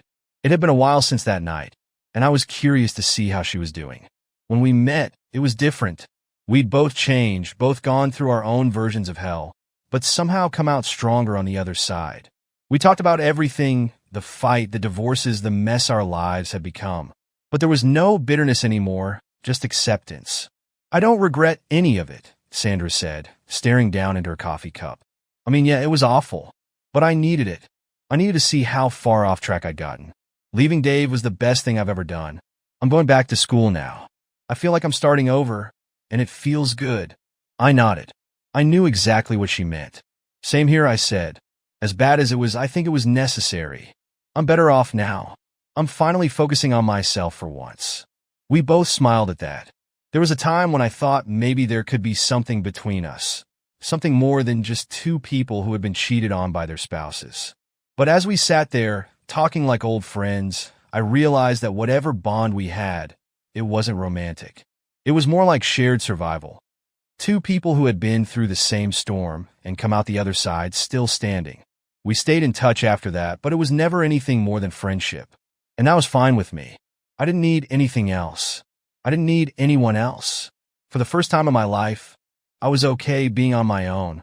George and Diana, on the other hand, didn't make it. They ended up getting a divorce not long after I did. I think watching their kids' relationships implode forced them to take a hard look at their own marriage, and they realized they weren't happy either. I still talk to my dad, but it's different now. We're both kind of licking our wounds, figuring out how to move forward. He's living on his own now too, and I think he's okay with it. At least I hope he is. There's this weird sense of closure now, like the chapter has finally ended, and a new one is starting. I spent a lot of time on my apartment balcony, watching the sun go down, guitar in hand, just letting my thoughts drift. And it's in those moments that I realize how far I've come. I'm not the same person I was when all this started. I've changed. I'm stronger now, more sure of myself. Mila's gone. Sandra's moved on. Even my dad is trying to figure out what's next. And here I am, on my own, and for the first time, I'm not scared of that. In fact, I kind of like it. As the sun dips below the horizon, casting the sky in shades of orange and purple, I take a deep breath and smile to myself. I've made it through the storm. I'm still standing. And for the first time in a long time, I feel like I'm finally free. Maybe this was for the best. I say quietly, the words lingering in the air as the last rays of sunlight fade away. And for the first time, I believe it. Welcome to Lost Relation Chronicles. Tiffany has always been my constant, my North Star. We met in kindergarten, of all places. I can still picture her with those wild curls and that big, toothy grin, chasing me across the playground. She was fearless even then. I never imagined that same girl would become my world. We went through everything together: school dances, late-night study sessions, those awkward teenage years. When it came time to pick a university, there was no question we'd go together. She chose arts and history. Naturally, Tiffany has always been about storytelling and connecting the dots of the past. I went into science. It was the logical path for me, and honestly, I think it intrigued her how different our worlds were. She'd joke about how I'd end up wearing a lab coat while she'd wear a beret, scribbling poetry in a cafe somewhere. After university, we took our first real steps into adulthood. I landed a job at a pharmaceutical company, a big one. The kind of place that felt overwhelming and exciting at the same time. It was everything I'd worked for, but there were moments when I felt like a small cog in a massive machine. Tiffany, on the other hand, walked into her dream job at a magazine publication. I'd come home tired from meetings and data analysis, and she'd be buzzing with stories about her latest feature or some quirky artist she interviewed. Our lives have started to feel like two parallel tracks, running close but separate. We still have our late-night talks, where she curls up beside me with a cup of tea and asks me to explain some obscure science fact she read online. And I love hearing about her world, so full of creativity and color. She lights up when she talks about her work, her dreams, her plans for the future. At first, I was proud of Tiffany for how quickly she adapted to her new job. She worked hard, made a name for herself, and even found a group of friends who seemed to really click with her. But as time went on, I started noticing the shift in the way she talked and the people she surrounded herself with. Most of her new friends were these so-called liberal feminists, always ready to talk down about men as if we were some kind of plague on society. It wasn't just a few offhand comments either. They seemed to genuinely despise men. I tried to give them the benefit of the doubt at first, thinking maybe I was misjudging them, but after a few interactions, my patience wore thin. These women would say things that were outright ridiculous, like how a wild bear would be a better companion than a man. I mean, come on. They'd laugh as if it was some kind of inside joke. But the venom behind their words wasn't hard to catch. I couldn't help myself when the conversations turned to their anti-men rhetoric. I'd ask pointed questions, ones they clearly weren't ready for, and watch as their smugness crumbled. I didn't enjoy humiliating them, but I also wasn't about to let them treat me like some kind of inferior species just because of my gender.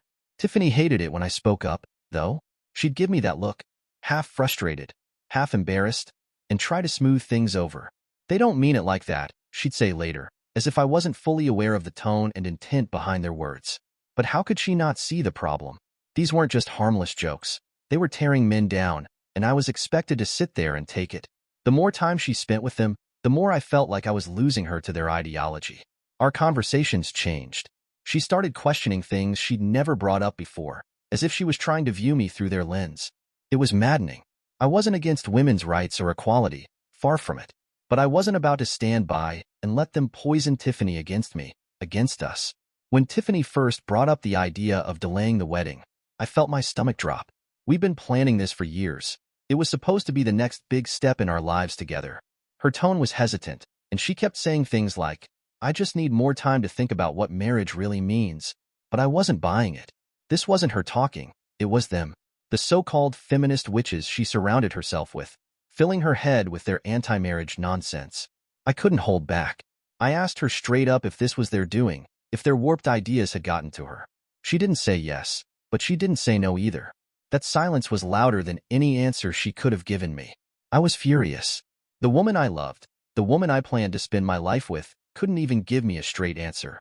I didn't yell. I didn't fight. I just walked out. I needed air, space, anything but sitting there and watching the distance between us grow. I didn't go home that night.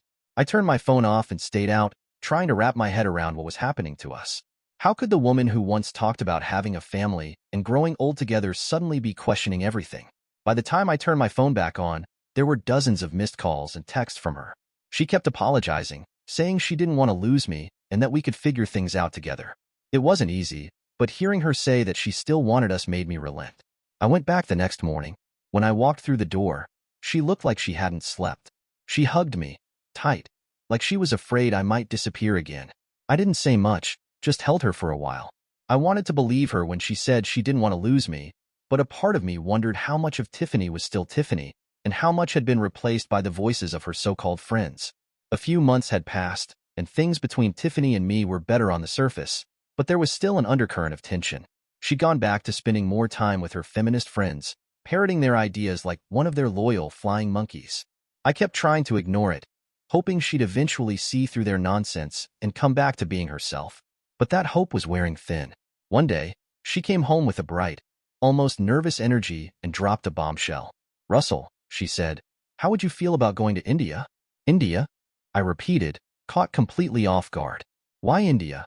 She explained that she and her friends were planning a research trip to study the lives of women there, how they navigate their roles in society, how they're challenging norms, that sort of thing.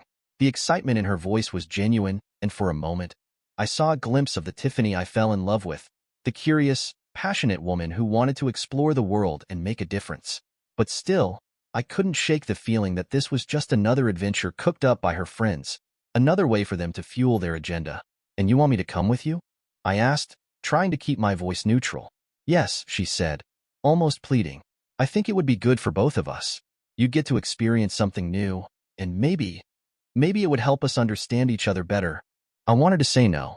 The last thing I wanted was to be stuck halfway across the world with her friends, listening to their lectures about the evils of men and the glory of wild bears, or whatever new nonsense they'd come up with. But the look in her eyes stopped me. She was asking, not demanding, not pushing, but asking. And deep down, I knew that if I said no, it might be another wedge between us. "All right," I said finally, my reluctance obvious. "I'll come with you." Her face lit up, and for a moment, it felt like the old days again. Maybe this trip would be good for us. Maybe it would remind her of who we were before her friends got in the way. Or maybe it would be the final straw. Either way, I figured it was better than sitting back and letting things crumble around us. The flight to India was long, and sitting there with Tiffany and her friends was less than comfortable. They were in their own little bubble, chattering about their research plans, laughing at inside jokes, and occasionally glancing my way as if I was some sort of alien tagging along. I tried to tune them out, focusing instead on the journey ahead. When we landed in Assam, I was struck by how breathtaking the place was. Rolling hills, dense forests, and a kind of quiet that felt like a world away from the chaos back home. For a brief moment, I thought maybe this trip wouldn't be so bad. Tiffany seemed happy, and her enthusiasm about the place was infectious. I wanted to believe this was just about the research and not something more. But later that evening, my doubts resurfaced. I was unpacking in the modest little guest house we were staying at when I heard voices outside. It was Tiffany and her friends. At first, it was just the usual chatter, but then their tone shifted, more hushed and serious. I crept closer to the window, just enough to hear them clearly. "Did you speak to him?" one of them asked. "Not yet," Tiffany replied. "I'll tell him tomorrow." "You need to," another chimed in. "That's the whole reason you brought him here. He can't escape from here." My heart sank. Escape from what? I stayed frozen in place, every instinct screaming at me to confront them, but I held back. If they saw me listening, I'd never get the full story. Instead, I stayed up most of the night, running every worst-case scenario through my mind. What was Tiffany planning? Why did she need to bring me all the way here to tell me something? And what did her friend mean by he can't escape from here? I was suspicious, worried, and more than a little scared. Whatever was coming, I had a feeling it was going to change everything. The next morning, the guard at the guest house approached us as we were getting ready to head out. His face was serious, almost grim, as he spoke in his heavily accented English. "A bear has been attacking people in the village nearby. Please stay cautious and avoid the forest trails. It's dangerous." Before I could react, Tiffany's friends broke into laughter. One of them joked, "Honestly, being with a bear sounds better than being with a man." The others chimed in with their own quips, giggling like schoolgirls at their cleverness. The guard, however, didn't find it funny. He straightened his shoulders, his expression unchanging as he looked directly at them. "I really hope you never have to meet a sloth bear," he said, his voice calm but cutting. "He will not kill you, but every second that he is with you, you will wish you were dead. Bear attack victims are scarred for life, physically, mentally. If he comes, you will wish there was a man to save you." The laughter died out quickly, their smug smiles replaced by a mix of awkwardness and unease. The guard's words lingered in the air, heavy and unshakable. I couldn't help myself. I smiled and caught Tiffany's eye. There was a flicker of something in her expression, maybe irritation or embarrassment. It was hard to tell. Guess not every man is so useless after all, I said lightly, but there was an edge to my voice. Tiffany didn't respond, just looked away, clearly uncomfortable. As we headed out for the day, the mood among her friends was noticeably more subdued. For once, their sharp tongues had been silenced, and I couldn't deny the small satisfaction I felt. But the guard's warning stayed with me. Out here, far from home, the rules were different. I couldn't shake the feeling that the dangers weren't just outside in the forest. They were within the very group I'd come here with. That evening, as Tiffany sat down across from me with a serious look on her face, I could already feel my heart sinking. We need to talk. Those 4 words always seemed to carry the weight of something irreversible, and I knew this wasn't going to end well. She hesitated for a moment before diving in. Russell, she began, I've been thinking a lot about us, about our relationship, and I feel like I need to experience other people. I've only ever been with you, and I think it's important for me to date other men before we take the next step. I want to delay the wedding. I sat there, silent, letting her words settle like stones in my chest. So this was what it had come to. I didn't yell, didn't argue. Instead, I asked her, my voice calm, so you want to date other men? She nodded, avoiding my eyes. All right, I said, keeping my tone measured. So that means I can date other women too? That got her attention. Her head snapped up, and I could see the agitation bubbling beneath her composed exterior. Before she could say anything, I continued, if it's good for you, then it's good for me. Equality of genders, right? Her expression faltered. She clearly hadn't expected that response.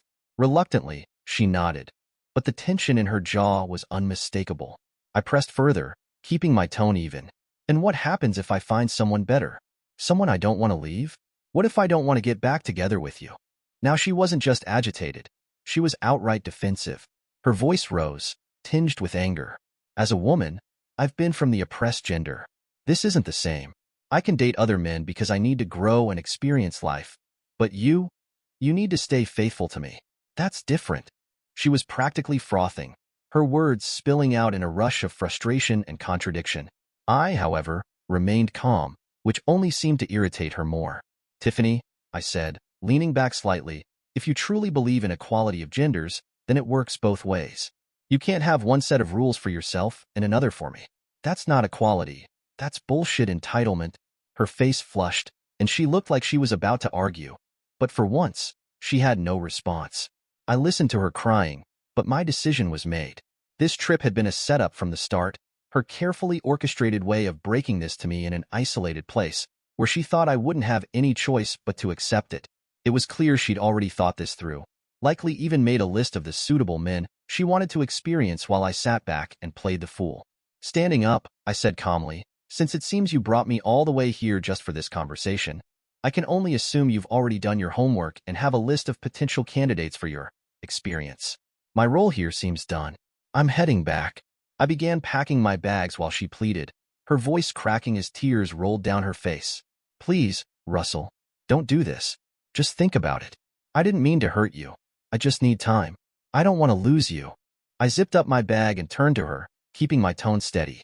If you need time and a list, then I need to get started on my own. Unlike you, I didn't come prepared. I need to head back home to begin my experience. Her friends came in, likely alerted by the commotion, and started trying to reason with me. One of them stepped forward, her voice dripping with faux concern, trying to spin this as some sort of growth opportunity for all of us. I looked at her, unimpressed. You know, I said, my tone cutting, you have a great body. Maybe under different circumstances, I'd even consider sleeping with you. But the truth is, you're so ugly on the inside that I can't even stomach looking at you for long. The room went silent. Her friend froze, and Tiffany's tears turned into a shocked gasp. None of them had a reply to that. I called the guest house guard and asked him to help me arrange transport to another hotel. He nodded without question, his no-nonsense demeanor a small comfort in this absurd situation. The next morning, I boarded a flight back to the USA. Tiffany kept calling, her messages alternating between apologies and angry tirades, but I ignored every single one. I had nothing more to say. As the plane took off, I looked out the window, feeling a strange mix of sadness and relief. Sadness for what we'd lost, and relief that I wasn't going to let myself be strung along any longer. If she wanted to explore her options, that was her choice. But I wasn't going to wait around for her to decide whether I was worth coming back to. A day after I returned to the U.S., I got a message from one of Tiffany's friends, one of the so-called witches. It was a photo of another member of their group, her face pale and bruised, with an arm wrapped in bandages. The caption read, "The bear got her." Apparently, the sloth bear that the guard had warned us about had attacked her while she was exploring one of the forest trails. I later learned she needed 97 stitches just to hold herself together. It was poetic, in a grim sort of way, a brutal reminder of how reality doesn't care for their lofty ideologies. The group stayed in India for another week, but I was long gone by then. Back home, I had already decided I wasn't going to give Tiffany a second chance. She had made her choices clear, and I wasn't going to wait around to be her backup plan. I packed up all of her belongings, neatly labeled them, and had everything sent to her father's house. When I called her father to explain the situation, he surprised me by agreeing wholeheartedly. "If she wants to screw around, that's her decision," he said bluntly, "but no decent man would stick around for that." I would have done the same thing. Then, with a bitterness that matched my own, he added, "Given her new ideology, she probably hates me, too. When she comes for her stuff, she can leave my house just as quickly. She's made her bed. Now she can lie in it." A week later, Tiffany showed up at my door, looking exhausted and defeated. I opened it just enough to see her face, and she immediately started talking, her voice shaky and desperate. "Russell, please, I'm sorry," she began. "I made a mistake. Let's just talk." I cut her off before she could finish. "Tiffany, you did not make a mistake. You made a choice. There is a difference. You want to go out and increase your body count. Be my guest. I'll tell all my friends that you are ready to experiment. In fact, let me do it right now." I opened my social media page and posted, "Tiffany is no longer with me and is looking to hook up with different men every day. Please book your slots." Her phone pinged, informing that she got the notification. "All your stuff is at your father's place. You have nothing here anymore. This chapter is closed." Her eyes widened, and for a moment, she looked like she was about to argue. But before she could say another word, I stepped back and shut the door. For the first time in what felt like ages, I felt a sense of peace. I wasn't angry anymore, just done. Tiffany had made her choices, and I had made mine. Life would go on, and I'd find my way forward without the weight of her indecision dragging me down. A few months after the fallout with Tiffany, life had taken a brighter turn for Russell. He'd met someone new, a charming, down-to-earth woman who shared his interests and values. Their connection had been instant, and within weeks of dating, they decided to move in together. Life felt refreshing again, unburdened by the chaos and drama of his previous relationship. One evening, after a cozy movie night, Russell and his girlfriend were walking home, enjoying the cool air and the relaxed silence between them. As they rounded a corner, a commotion caught their attention. There she was, Tiffany. Her once put-together appearance was replaced by a disheveled, almost unrecognizable figure. She was wearing an outfit so revealing it left little to the imagination, stumbling drunkenly with two equally intoxicated women. The three of them were trying, and failing, to get off the ground, their actions clumsy and pathetic. Around them, a small crowd had gathered, phones out, live-streaming and laughing at the spectacle, some of them just touching them. Russell's girlfriend slowed her steps, concern flickering in her eyes. "Should we help them?" she asked softly, looking up at him. He stopped, glanced at the scene, and let out a small, humorless laugh. "Nah," he said with a shrug. "She wanted the streets, and now she belongs to the streets." His girlfriend gave him a searching look, but said nothing as they walked away. The image of Tiffany, lost and humiliated, lingered in Russell's mind for a moment, but only for a moment. He had moved on. She had made her choices, and this was the life she'd carved out for herself. Months later, Russell received an unexpected call from Tiffany's father. His voice was heavy with exhaustion and worry. "She overdosed," he said bluntly. "She's in the hospital." I just thought you should know. I'm not asking you to do anything. I know you've moved on. I didn't know who else to tell." Russell leaned back in his chair, the news sinking in slowly. A part of him wanted to feel something more. Regret, sympathy, maybe even anger. But all he could muster was a distant sense of pity. "Take care of her," he said simply, his tone devoid of emotion. After a pause, he added, "Not all friends are true friends. Maybe she'll figure that out one day." He ended the call and put his phone down, turning back to his girlfriend, who was reading on the couch. She glanced up at him, sensing something had shifted. "Everything okay?" she asked. Russell nodded, giving her a small smile. "Yeah, just a reminder of why I'm grateful for where I am now." With that, He left the past where it belonged, behind him, and focused on the life he was building with someone who truly valued him. Dear listeners, please share your thoughts in the comments section below, and don't forget to like, share, and subscribe. When my wife and I first bought the house, there was this basement. It wasn't anything special, a simple, dusty space that had clearly seen better days. The door was a pain, constantly getting stuck, and I could tell right away it hadn't been used much by the previous owners. To be honest, I was fine with that.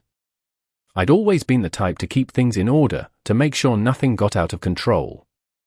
My grandmother was a hoarder, and I remember how her house was filled with useless junk.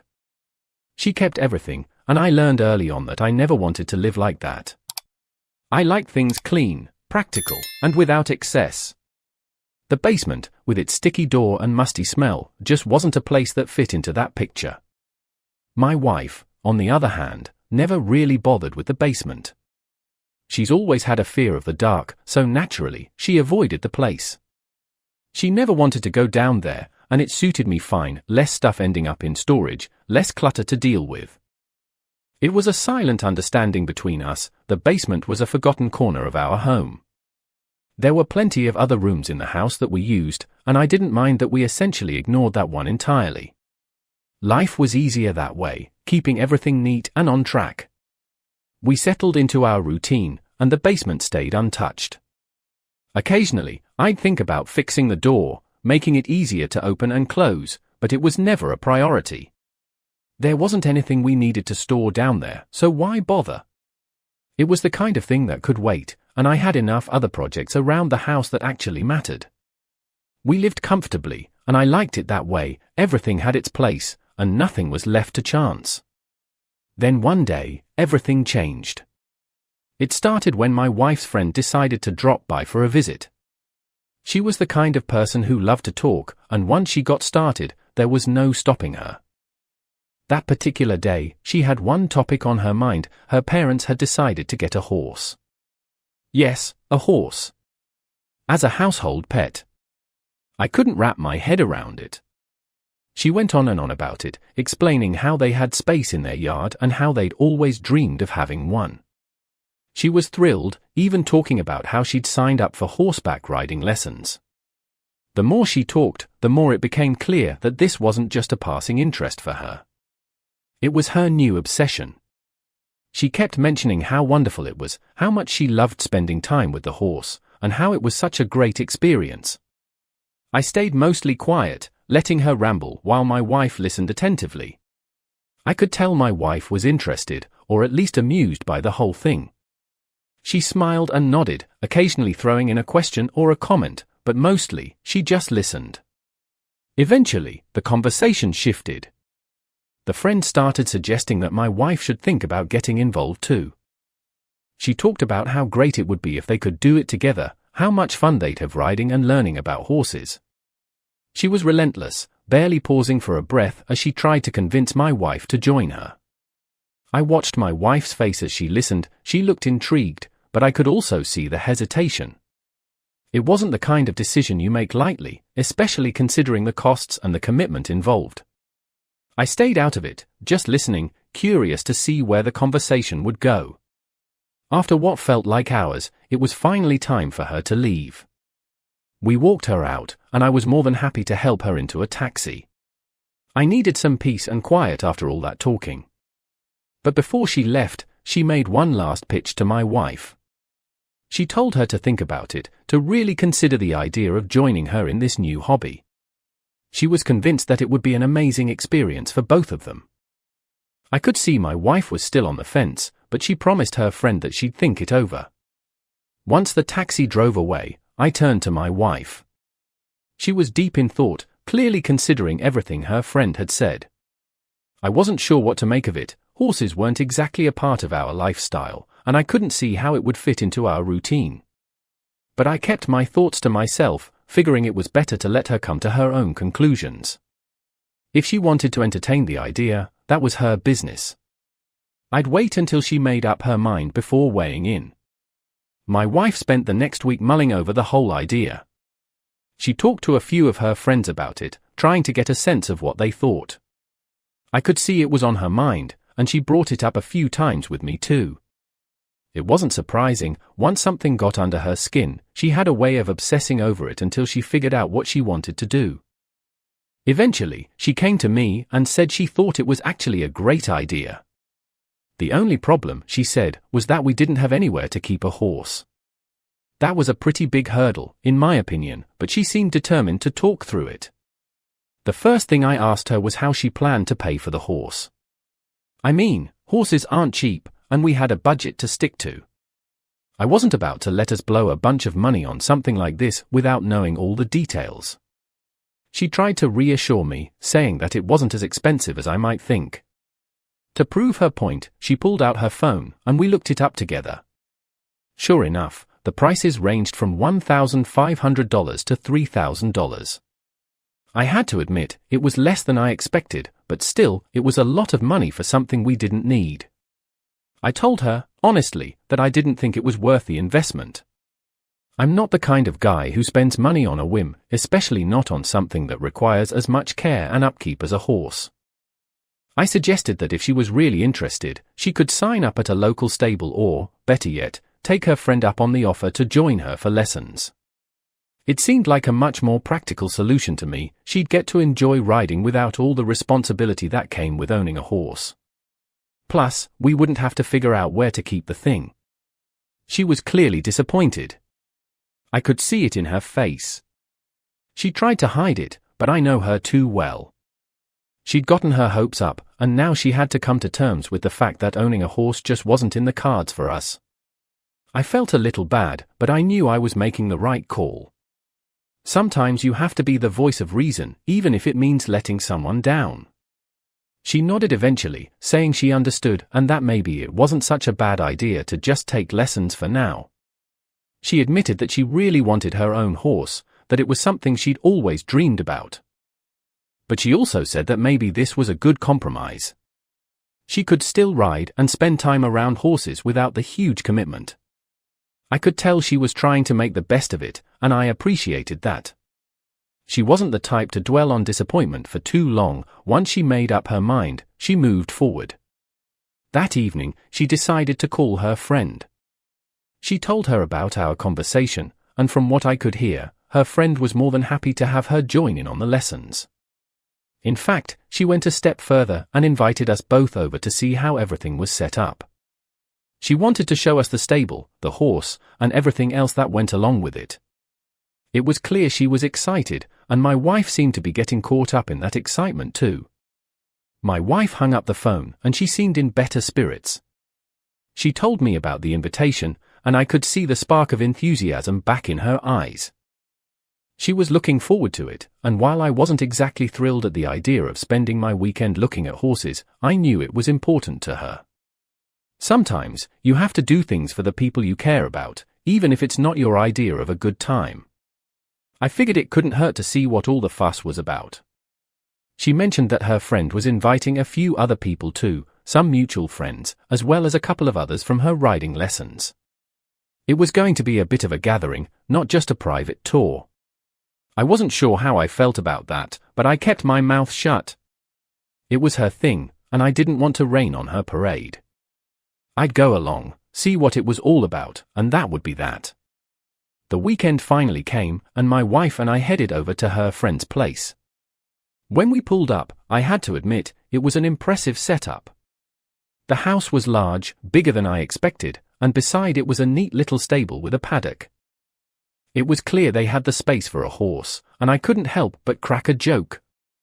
I turned to my wife and asked, "So, you thought we could fit all this at our place, huh?" She rolled her eyes at me and told me to hush, a little smile on her face. I knew I was pushing her buttons, but sometimes I just couldn't help myself.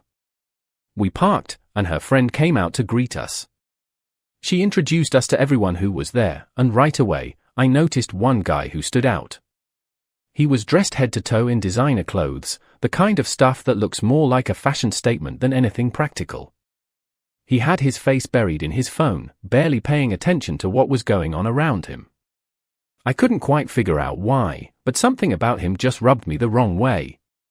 Maybe it was the way he seemed so uninterested, like he had better things to do. I leaned over to my wife and asked who he was, but she just shrugged, saying she wasn't sure. It wasn't long before I decided to find out for myself. I walked over to him, trying to strike up a conversation, but he barely looked up from his phone. It was irritating, and before I knew it, I had enough. I casually spit on his fancy sneakers, not making a big scene, just enough to see if he'd finally look up and react. And react he did. He threw a fit, started yelling, but before things could escalate, my wife's friend jumped in to calm everyone down. Once the dust settled, we continued with the visit. Our host gave us a tour of the stable, showing off the horse and explaining all the work that went into caring for it. It was impressive, I'll give her that. She seemed to know her stuff, and I could tell my wife was soaking it all in. At one point, the friend pulled me aside, chuckling about what had happened earlier. She told me the guy was a close friend of her parents. Apparently, his father owned a construction company or something like that. She didn't seem too bothered by what I did, and honestly, I wasn't either. He had it coming. After that, we talked a bit more about the horse. I brought up my wife's idea about maybe getting one of her own, and we chatted about the realities of it, the cost, the care, all the logistics. It was a good conversation, and I could tell my wife was happy I was at least taking an interest, even if I wasn't on board with the idea just yet. At some point, my wife even got the chance to ride the horse, with her friend guiding her through it. She looked happy, and I couldn't help but smile a bit seeing her enjoy herself. But then there was that guy again. I couldn't help but notice how he kept trying to talk to my wife. He seemed to hover around her, always with some comment or question. I watched from a distance for a while, not liking the way he acted. He was too familiar, too comfortable around her.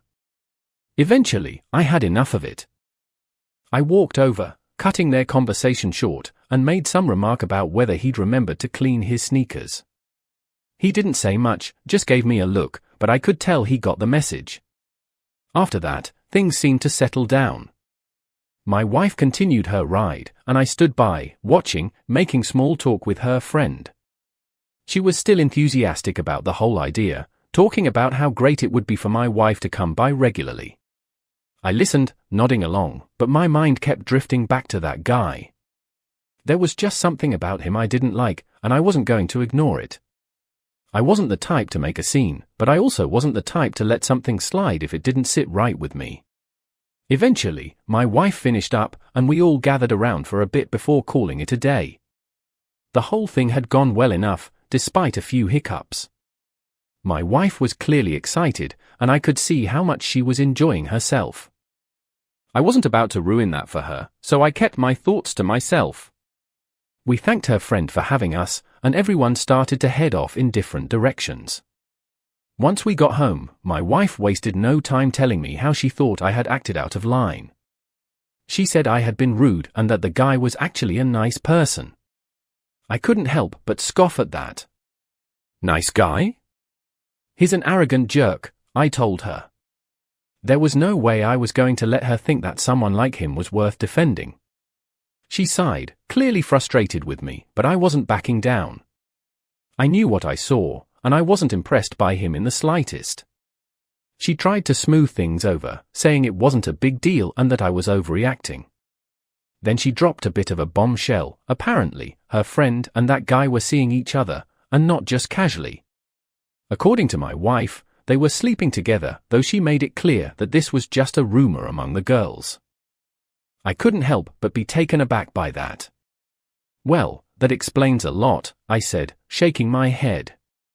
She's not exactly lucky in that department if that's who she's with. My wife then filled me in on more details. It turns out that everything her friend had, the stable, the horse, all of it, was thanks to this guy's father. Apparently, the whole setup was a gift from him. It made more sense now why this guy was always hanging around and why he seemed so full of himself. He was living off his dad's money, playing the big shot. It was starting to add up, and I couldn't help but feel even less impressed by him. But then my wife changed the subject, and her mood seemed to lift. She had some good news. She and her friend had worked out a schedule, and they were going to start taking riding lessons together. She was excited about it, and I could see how much it meant to her. She'd been talking about horses non-stop ever since that visit, and now she had a plan in place. I wasn't exactly thrilled about the idea of her spending more time around that guy, but I knew it wasn't my place to tell her what she could or couldn't do. If this was something she wanted, I wasn't going to stand in her way. I nodded and told her that if it made her happy, then she should go for it. She smiled, and I could see some of the tension between us start to fade. We spent the rest of the evening looking at riding gear online, trying to figure out what she needed. I wanted her to be prepared, and if she was going to do this, I wanted her to have the best equipment we could afford. We ended up picking out a helmet, some riding boots, and a few other bits and pieces she'd need. It was nice, just sitting there with her, planning for something she was excited about. Finally, as we were lying in bed, she mentioned that she had already made plans with her friend. She was going to head over there that weekend to start her lessons. I nodded, telling her that it sounded like a good plan. I wasn't going to get in the way of her excitement. 2 weeks went by, and my wife had been going to her riding lessons regularly. She seemed genuinely happy, and I was glad she found something she enjoyed, even if it wasn't exactly my kind of thing. One evening, she came to me with a bit of hesitation in her voice. She said, "Don't get upset, but they're coming over for a barbecue this weekend." I knew exactly who she meant. I wasn't thrilled at the idea of having her friend and that guy over, especially considering how the last encounter went. But I could tell it mattered to her, so I nodded and said, "All right, let's do it." I decided that if we were going to do this, I'd do it right. I went out and got the best meat I could find, and I pulled out my favorite recipe. If I was going to host these people, I was going to make sure everything was done perfectly. The day of the barbecue came, and sure enough, they showed up in a shiny new Mercedes. I couldn't help but roll my eyes a little. It was just like him to make a show out of everything. From the moment he stepped out of the car, I could feel my irritation building. He started making little comments about our house, subtle digs that were clearly meant to get under my skin. I tried to ignore it, focusing on getting the grill ready and making sure everything was set up. But it didn't take long before he started criticizing my cooking. He took a bite of the meat and immediately started complaining that it was too bland, that it wasn't seasoned properly. I just stood there, watching him, feeling the anger simmering inside me. I didn't need to say anything, though. My wife and her friend were happily eating, and I could see that they were enjoying the food. Her friend had nearly finished her entire plate, and my wife gave me a reassuring smile. It was enough to shut him up for a while, but the damage was done. He'd left a sour taste in my mouth. After the initial tension, things seemed to calm down a bit. We all sat down to have some tea, and the conversation shifted to safer topics. Or at least, that's what I thought. But it turns out, this guy only had one thing he wanted to talk about: horses. He went on and on about how many stables his dad had built, how great he was at riding, and how, once he inherited everything, he was going to build the biggest racetrack anyone had ever seen. I just sat there, nodding occasionally, but in my head, I couldn't help but think that these were just his wild fantasies. It was clear he loved the sound of his own voice, and I wasn't interested in getting into it with him. The longer the evening went on, the more I noticed something that bothered me even more. He kept glancing over at my wife. It wasn't just casual looks, he seemed to be watching her, like he was waiting for something. At first, I tried to brush it off. Maybe I was just being paranoid, but it kept happening, and it was starting to get under my skin. I decided to keep an eye on him, not wanting to make a scene, but also not willing to let it slide completely. At one point, I caught him staring again, and I decided to confront him, in my own way. I asked him directly, "Is there something you're looking at?" He seemed a bit caught off guard, but he quickly recovered and said he was just admiring the necklace my wife was wearing. He said it was beautiful and asked if it had any special meaning. I didn't like the way he was talking, but I kept my cool. My wife just smiled politely and thanked him, but I could tell she was a little uncomfortable too. As the evening went on, I did my best to keep things civil. I didn't want to ruin the night for my wife, especially since she was having a good time with her friend. But every time that guy opened his mouth, it was either to brag about himself or to make some comment that rubbed me the wrong way. I could see why my wife's friend might be interested in him. He had money, connections, all the things that some people find attractive. But to me, he was just an arrogant kid who had never worked for anything in his life. Eventually, it was time for everyone to leave. I could feel the tension easing as we started to wrap things up. My wife and her friend were chatting happily, and I was just counting down the minutes until they were gone. As they were getting ready to leave, I made sure to stay close to my wife, keeping an eye on that guy. He tried to make a few more comments, but I wasn't really listening anymore. I just wanted them gone so we could get back to our normal lives. After they finally left, I turned to my wife and let out a long sigh. I couldn't keep quiet any longer. "What was that all about?" I asked, my frustration evident. That guy was completely out of line.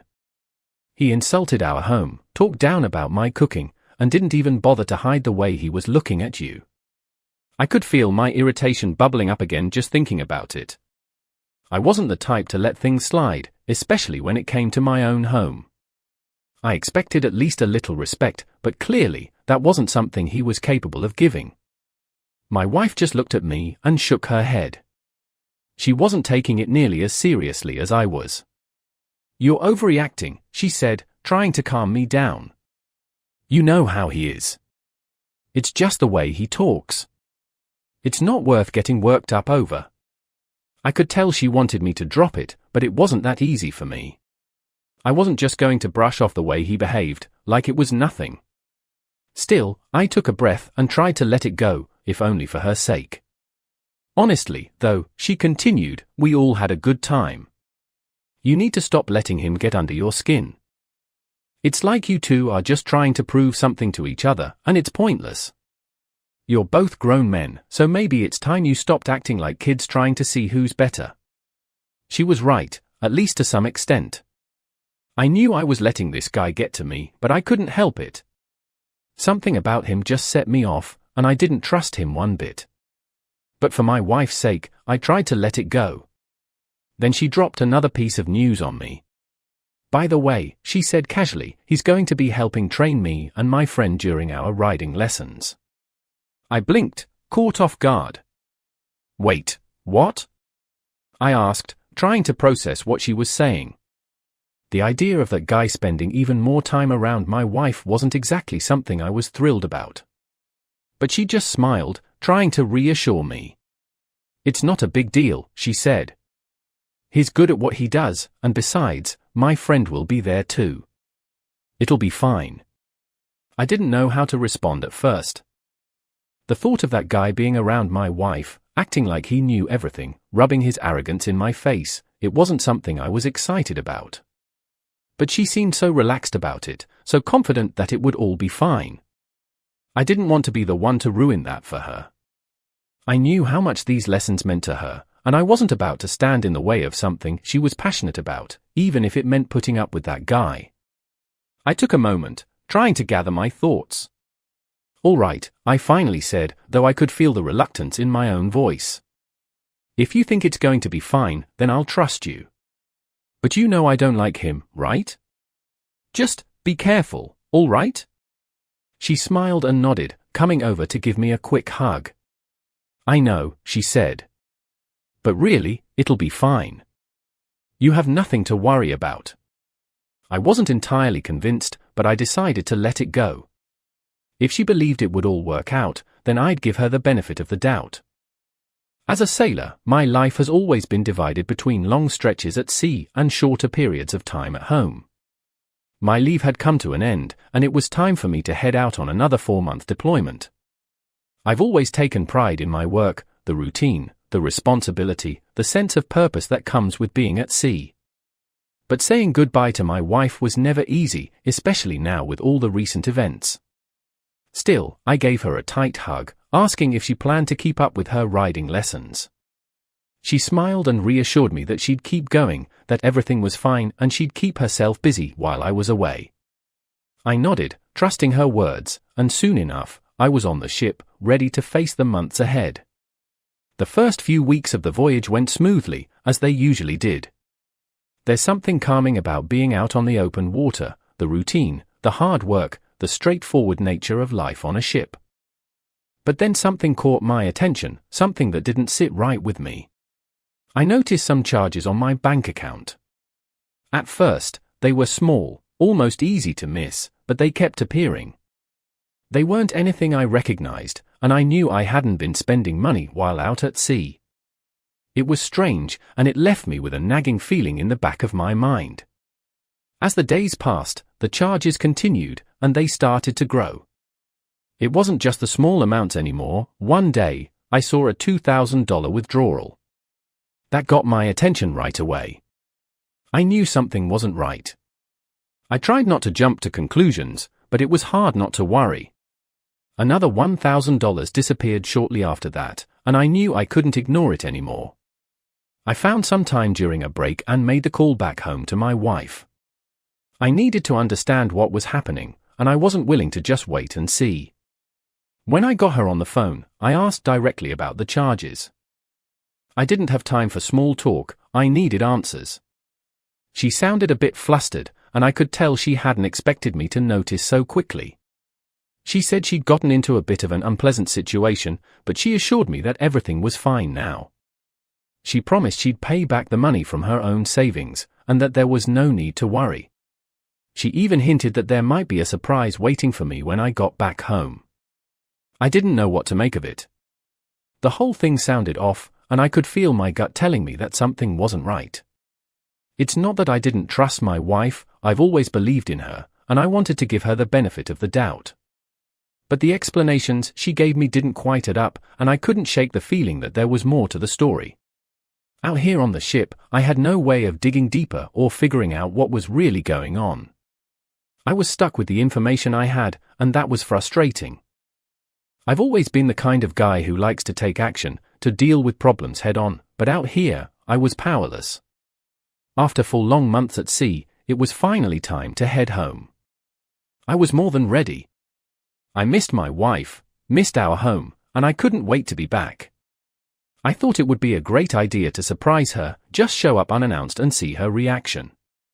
I imagined her face lighting up, the happiness in her eyes when she saw me standing at the door. So, I kept my return a secret and drove straight home, feeling a mix of excitement and anticipation as I pulled into the driveway. When I got to the door, I knocked and waited, expecting her to open it with a big smile. But there was nothing.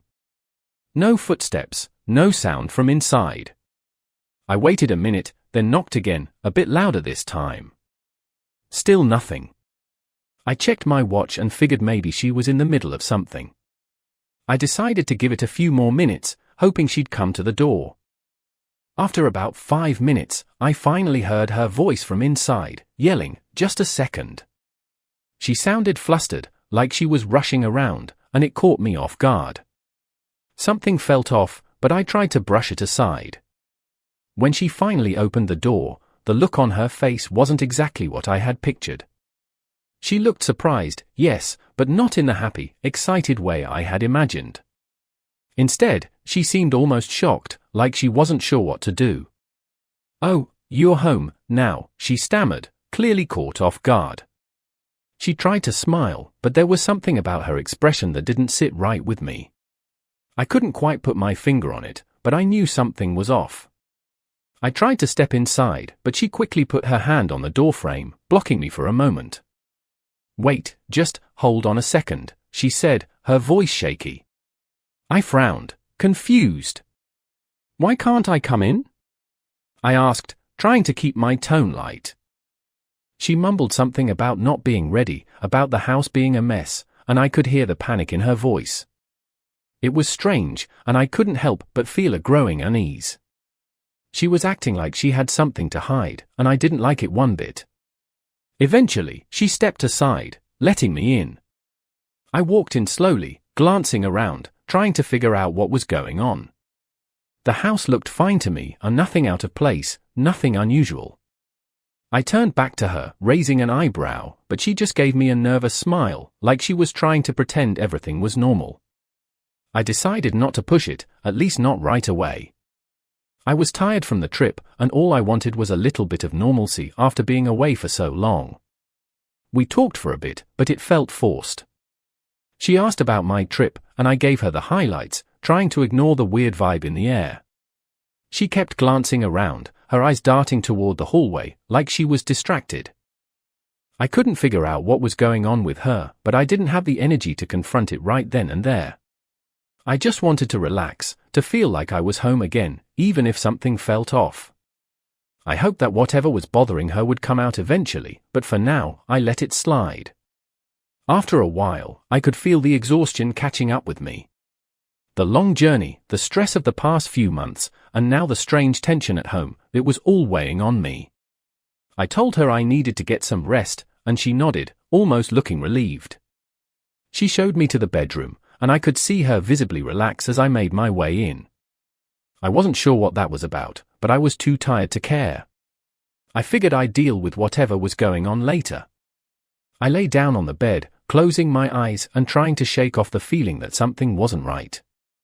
I wanted to believe that it was just my imagination, that maybe I was overthinking things after being away for so long.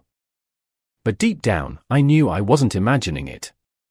Something was off, and I was going to get to the bottom of it. But for now, all I needed was sleep. I'd figure out everything else in the morning. The next morning, I got up feeling slightly better after a good night's sleep. I figured it was time to get some answers about that surprise my wife had mentioned when I called her during the voyage. So, as we were having breakfast, I asked her, "So, what about that surprise you talked about?" She paused for a moment, then gave me a half smile, saying, "Oh, it hasn't arrived yet. It's actually from my friend. Just something small, but you'll see it soon." I nodded, trying to read her expression. There was still something guarded about her, but I didn't push it. I decided to let it be for now. I then brought up the money that had disappeared from my account. I needed to know what had happened, even if I had a vague idea already. She took a deep breath and told me that she'd been in a car accident, nothing too serious, but enough to leave her with some hefty bills for compensation and repairs. She explained that she had to use the money from my account to cover it all, and that was why I'd seen those charges. I listened carefully, processing what she was saying.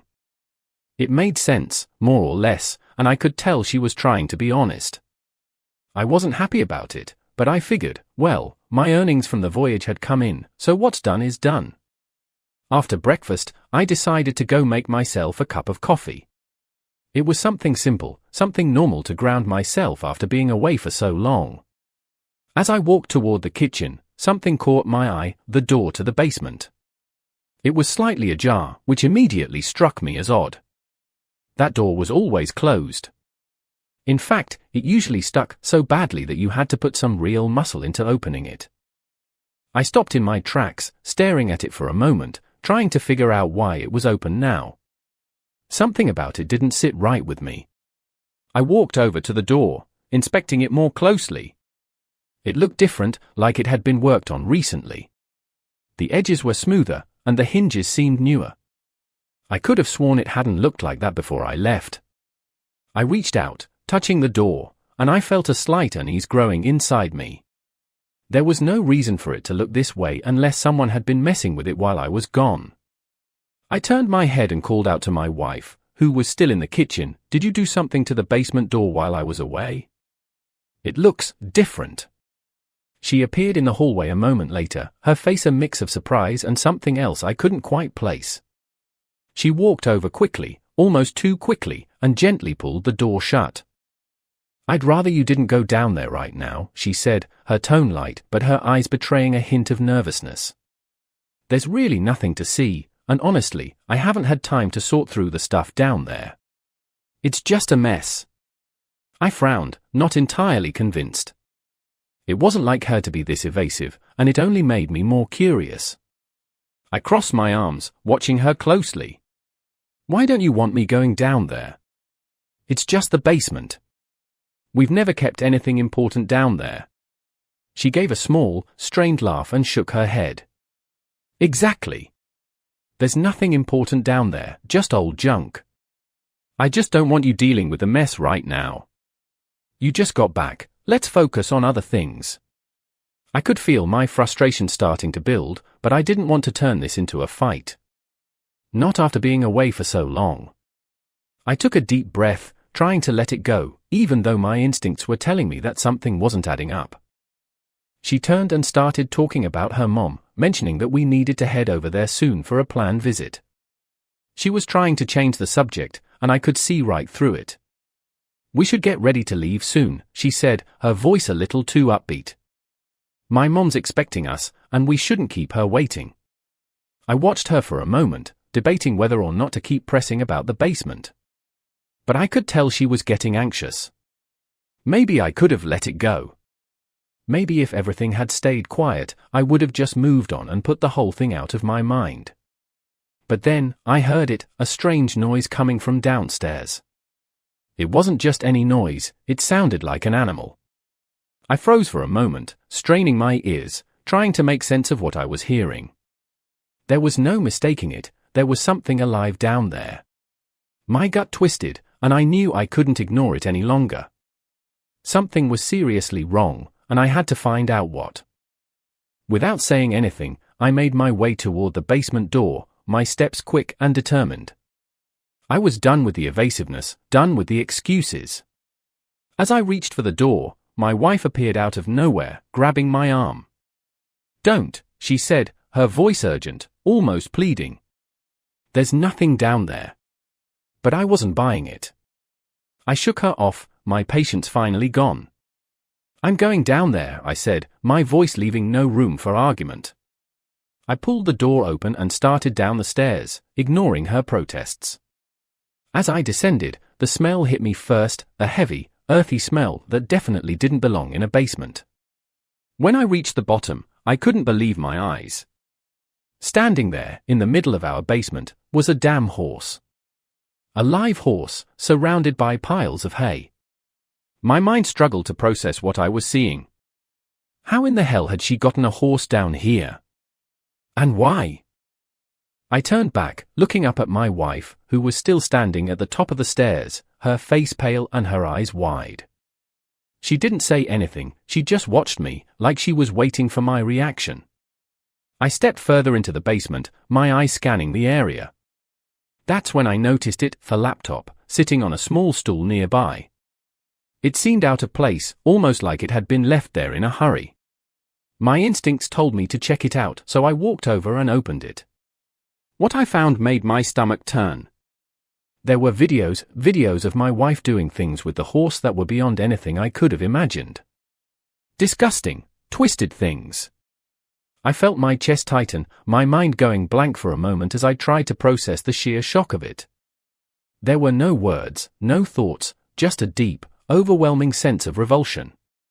I pulled out my phone, my hand shaking slightly as I started recording what was on the screen. I needed proof. I didn't know what I was going to do with it, but I knew I needed to have it. My wife, realizing what I was doing, suddenly bolted down the stairs. She was holding something, and as she got closer, I saw it was a knife. Her face was a mask of panic and desperation. "Turn it off," she screamed, her voice cracking. "Get away from the laptop." She held the knife out in front of her, her hands trembling as she moved closer to me. I stood there, staring at her, trying to make sense of what was happening. This was the woman I'd married, the woman I'd loved, and now she was standing in front of me, threatening me with a knife over something so twisted and incomprehensible that I could barely wrap my mind around it. For a moment, I didn't move. I just looked at her, seeing the fear and desperation in her eyes. She wasn't thinking clearly, that much was obvious. But that didn't make this any less real, any less dangerous. Slowly, I raised my hands, trying to show her that I wasn't going to do anything rash.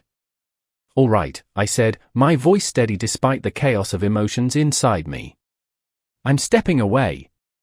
I took a careful step back, away from the laptop, keeping my eyes on her the entire time. She watched me, her grip on the knife still tight, her breathing heavy. I could see the conflict in her eyes, the confusion and fear battling with whatever had driven her to this point. I knew I had to stay calm if I wanted to get out of this without anyone getting hurt. She nodded slightly, her eyes never leaving mine. "Let's go upstairs," she said, her voice shaky but with a hint of relief. I nodded back, taking another step away from the laptop and moving toward the stairs. She kept the knife pointed at me as we made our way back up, her movements jerky and uncertain. My heart was pounding in my chest, but I kept my face calm, my steps slow and deliberate. Whatever was happening, whatever had led us to this moment, I knew one thing: I needed to get us both out of that basement and away from the edge we were standing on. Standing in the living room, I knew I had to take control of the situation. The fear and confusion in my wife's eyes were almost unbearable, but I couldn't let myself lose focus. I had to keep us both calm and find a way to diffuse the tension. So, I decided to take a different approach. I softened my tone and tried to reassure her. I told her that none of this was worth destroying our lives over, that we could work it out somehow. I brought up some of the good times we'd shared, reminding her of the happy moments from our life together. I could see her starting to waver, her grip on the knife loosening as her emotions took over. Eventually, she let the knife fall to the floor, tears streaming down her face. She broke down, sobbing, and I could hear the desperation in her voice as she started talking. She confessed that it was all because of that guy, the rich friend of her friend. He had been the one to propose the twisted idea of a love triangle, and he was the one who had taught her those disgusting things involving the horse. She said that she had been feeling lonely while I was away, that she had been bored and missed me, and somehow, she had let herself get caught up in something so vile. I listened, a cold feeling settling deep in my gut as she poured out her side of the story. As I listened to her, my mind was already working on a plan. I knew, right then and there, that I couldn't stay. There was no coming back from this, no way to undo what had been done. I had to get out, and I had to do it soon. But for now, I kept my face calm and nodded along with what she was saying. I told her that it was okay, that we could try to move past it. I even suggested we sit down and have some tea, trying to give her a sense of normalcy, anything to keep her from suspecting what I was really planning. She seemed relieved, and the tension between us eased a bit as we moved through the rest of the day. We spent the rest of the day in a strange, forced calm. I acted like I had forgiven her, like I was willing to work things out. I couldn't let her see what I was really thinking. She talked about everyday things, trying to fill the silence with small talk, and I played along, nodding and responding where I needed to. But inside, my mind was racing, thinking through every detail of what I needed to do next. I knew I couldn't stay in that house any longer than necessary. As soon as night fell and she was asleep, I would make my move. Later that night, once she had finally gone to bed, I waited for what felt like an eternity until I was sure she was asleep. Then, as quietly as I could, I got up and started gathering my things. I took only what I needed, a few clothes, my documents, and anything else essential. I found the cash we kept at home, along with some jewelry that I knew had value. I moved slowly, making sure not to make any noise that could wake her. I wasn't afraid of her, not exactly, but I didn't want another confrontation. I just wanted to get out without any more drama. With my bag packed, I made my way to the door. I glanced back once, seeing her still lying there, oblivious to what was happening. I turned away, opening the door and stepping outside. The night air hit me, cool and refreshing, and I took a deep breath. My car was still there, untouched, which told me all I needed to know about where the money from my account had gone. It had gone to that damn horse, to the twisted things she'd been doing while I was away. I felt a wave of anger, but I pushed it down. There would be time for that later.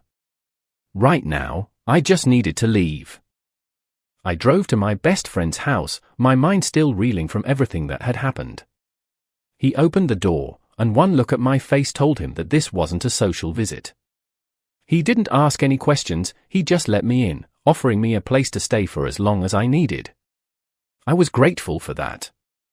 I needed time to think, time to figure out what my next steps would be. But one thing was already clear to me: I was done with my marriage. There was no fixing what had been broken, no way to rebuild the trust that had been shattered. Over the next few days, I made arrangements to quietly file for divorce. I didn't want any more drama, didn't want any more confrontations. I just wanted to cut ties and move on with my life. Once the paperwork was ready, I mailed it to her, along with a simple note: "I can't live like this. This is your burden now." It was the only way I knew how to end things. There was no point in trying to explain further. She knew what she had done, and she would have to live with it. As for me, I was ready to move forward, leaving all of this behind. It didn't take long for her to find me. Somehow, she figured out that I was staying at my friend's place, and one day, she showed up at his door. I was inside when I heard the knocking, and I knew immediately who it was. My heart sank, but I kept my expression blank. My friend answered the door, and there she was, angry, desperate, and ready to cause trouble. She started yelling, demanding to see me, her voice full of threats. I stayed out of sight, not saying a word. My friend simply told her to leave, then closed the door in her face. We waited, listening as she kept pounding on the door and shouting. My friend gave me a look that said it all. This was a mess, but he was standing by me, no matter what. We stayed silent, waiting her out. Eventually, the noise stopped, and we heard her footsteps retreating. I let out a long breath, trying to shake off the tension. I knew this wasn't over, not by a long shot. She was relentless, and I had no doubt that she would keep trying to find me. I had to do something before things escalated even further. The very next day, I packed up my things and left. I couldn't put my friend in that kind of position again. He'd done enough for me, and I needed to take responsibility for my own situation. I decided to move to another city, back to where my parents lived. It was the only place I could think of where I might have a chance to start over without her finding me. My parents welcomed me with open arms, and for the first time in weeks, I felt a sense of relief. I found a place to rent, a small, quiet house that was mine and mine alone. It wasn't much, but it was enough. For a while, it seemed like things were finally settling down. She couldn't find me, no matter how hard she tried. I heard through some mutual contacts that she was still looking for me, that she was refusing to accept the divorce. It didn't make any sense to me. We were done, legally and emotionally. But she just couldn't seem to let go. I kept my distance, staying away from any places where she might look for me. I needed time to heal, to put the pieces of my life back together without her interference. After a while, I decided to move back closer to my old friends, though I made sure to pick a different part of the city. I needed the support of the people who knew me best, but I also needed to feel safe. I chose a quiet neighborhood on the other side of town, far enough away that I felt like I could keep my life separate from the chaos she brought with her. I promised myself that if she ever tried to come after me again, I wouldn't just quietly walk away. I was done running, done hiding. If she pushed me, I would stand my ground and face whatever came my way.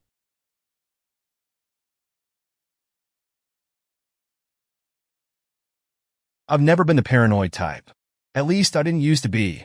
Felicia and I had been together for 5 years, married for 3, and life was normal. Comfortable, or so I thought. She worked in marketing. I was doing all right as a financial consultant. We weren't rolling in cash, but things were stable. Nice dinners once in a while, vacations every now and then, and binge-watching shows on lazy Sundays. Nothing extraordinary, just life. But then a few months ago, she started changing. At first, it was subtle. The kind of thing you notice but brush off because, let's face it, no one wants to be that guy. She'd stay late at work more often, claiming her team couldn't get things done without her. Fair enough. Work happens, right? But it was the way she acted when she got home that started to set me on edge. The Felicia I knew would usually collapse on the couch, exhausted, venting to me about her day. Now, she barely said anything.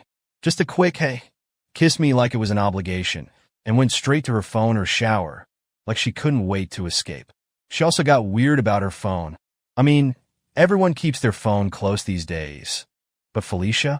She started treating hers like it was top secret CIA intel. Before, she'd leave it lying around without a care. Now, it was always face down or tucked away in her bag. If it buzzed when I was nearby, she'd snatch it up before I could glance at it.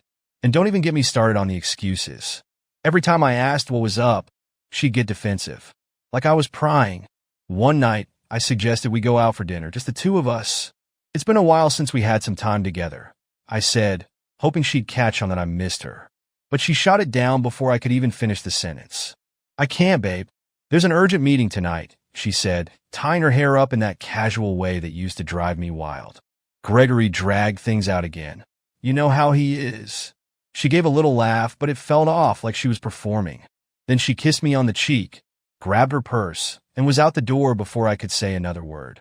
I stood there, staring after her, wondering who the hell Gregory even was. She mentioned him before. Some guy from her team, supposedly harmless, but something about how she said his name this time made my skin crawl. But I didn't want to be paranoid. It's not like I had any proof, so I let it slide. Then, a few days later, Courtney, the neighbor from across the hall, knocked on my door. She's one of those people who always seems to know what's going on, even when no one asks. Hey, Caleb, you got a second? She said with that nosy grin of hers. Sure, I replied, leaning against the doorframe. Courtney isn't exactly subtle, so I braced myself for whatever gossip she was about to spill. I was out with some friends last night, and, I think I saw Felicia, she said, her voice dropping into that conspiratorial tone she uses when she's about to dish some dirt. She was at that new Italian place downtown. You know, La Sorella. I frowned. Felicia said she was working late. Courtney gave me a look that said she wasn't buying it. Well, she wasn't alone. She was with some guy. Tall, dark hair, kind of good-looking. They seemed close. There was just a little nudge. Nothing concrete, just enough to plant the first seed of doubt. I tried to shrug it off, but it gnawed at me for the rest of the day. That night, I watched her more carefully. I noticed how she avoided eye contact when I asked her about work. It's the same old stuff, she muttered, scrolling through her phone like I wasn't even there. I wanted to confront her, but what could I say? That Courtney thought she saw her with a guy? It wasn't enough. I needed proof. And proof came sooner than I expected. One evening, Felicia left her phone on the kitchen counter while she went upstairs to take a shower. Normally, I wouldn't even think about touching it. But this time, something inside me snapped. Maybe it was the weird tone in her voice when she mentioned Gregory. Maybe it was Courtney's little story. Or maybe I was just done being in the dark. I picked up the phone. My heart was pounding so hard I could hear it in my ears. I wasn't even sure what I was looking for, just anything that would explain why everything felt so wrong. And then I saw it. A text from Gregory, right at the top of her notifications. You looked amazing. Can't wait for Friday. It hit me like a punch to the gut. My hands started to shake. I stared at the screen, hoping I was reading it wrong, hoping there was some innocent explanation. But deep down, I already knew. I shouldn't have, but I opened her photo gallery. And there they were, pictures of her and Gregory at some work event. They weren't just friendly snapshots. They were close, arms around each other, smiling in a way that made my stomach churn. She was wearing that red dress she knew I loved, the one she hadn't worn for me in months. The worst part? It was an event I wasn't even invited to. She'd told me it was just for the team, not a big deal, nothing I'd enjoy anyway. And yet, there she was clinging to Gregory like he was her whole world. I locked the phone and put it back on the counter just as I heard the water shut off upstairs. My mind was racing, a mix of anger, hurt, and disbelief swirling together in a toxic mess. I wanted to scream, to confront her right then and there, but I didn't. Not yet. I needed time to think. When she came back downstairs, wrapped in a towel, she gave me a quick smile. What do you want to do for dinner? I looked at her, really looked at her, and all I could see was the woman in those photos.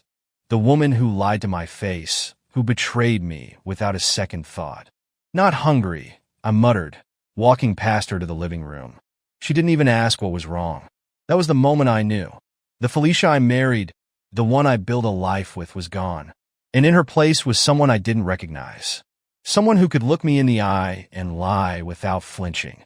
But I wasn't going to confront her just yet. Not until I figured out exactly what I was going to do about it. Because one thing was certain, I wasn't going to let this slide. The moment I saw those pictures, everything inside me caved in. My heart wasn't just broken. It felt obliterated, like someone took a sledgehammer to everything I thought I knew. I stumbled into the bathroom, locked the door behind me, and sat down on the cold tile floor. My hands wouldn't stop shaking. My chest felt tight, like I couldn't breathe properly. It wasn't just the betrayal.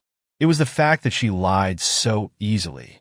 That she came home from him, from Gregory, acting like everything was fine, like she hadn't just trashed our marriage for some fling with a guy she'd sworn was just a friend.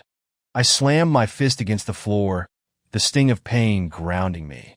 I stared at the wall, my mind racing. The worst part wasn't even the pictures. It was her. How cold she'd become. How, for months now, every time I'd reached out, hoping to pull her closer, she just drifted further away. I'd felt the distance growing between us, but I kept telling myself it was just a phase, that work was stressing her out, that we'd get through it. But now I knew the truth. She wasn't just slipping away. She was running straight into the arms of Gregory, and I had been too stupid to see it. I could hear her moving around outside the bathroom, probably getting dressed for bed like it was any other night. My blood boiled at the thought. How could she lie to my face, crawl into our bed, and sleep next to me like nothing was wrong? I clenched my jaw, so tight it hurt. She didn't know that I knew. Not yet, and that was the only advantage I had right now. The next day, I hit up my old friend Brian. We've known each other since we were kids, one of the few people I trust completely. I texted him, asking if he was free for drinks, and within an hour, we were sitting in a dimly lit dive bar downtown. Brian gave me a long look as I slammed back my second shot. Alricht, Mann, Spiel. What's going on? I didn't sugarcoat it. I laid it all out, the late nights, the weird phone behavior, the pictures, the message from Gregory. As I talked, I felt the rage simmering under my skin. I hated saying it all out loud. It made it real. When I finished, Brian leaned back in his chair, shaking his head. Shit, Mom, that's brutal. I don't even know what to say. I laughed, but it was bitter. Yeah, join the club. You gotta leave her, Caleb, he said, his voice low. She's not worth it, man. If she's doing this to you now, she'll do it again. Cut your losses, file for divorce, and get the hell out. Brian was right, should have been right, but it wasn't that simple. Leaving her felt like losing. It wasn't enough. Not after what she'd done. I wanted her to hurt, the same way she made me hurt. No, I said, shaking my head slowly. I'm not walking away from this. Not yet. Brian raised an eyebrow. What are you thinking? I'm going to make her feel the same humiliation she put me through. I muttered, more to myself than to him. He gave me a wary look. What does that mean, Caleb? I leaned in, lowering my voice. Amber McLean. Brian's eyes widened, and then he burst out laughing. Amber? You serious? Dude, Felicia hates her. Exactly. Amber had always been a sore spot between me and Felicia.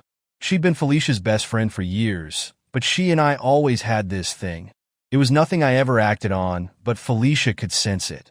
Amber had this playful, flirty way about her, and it drove Felicia nuts.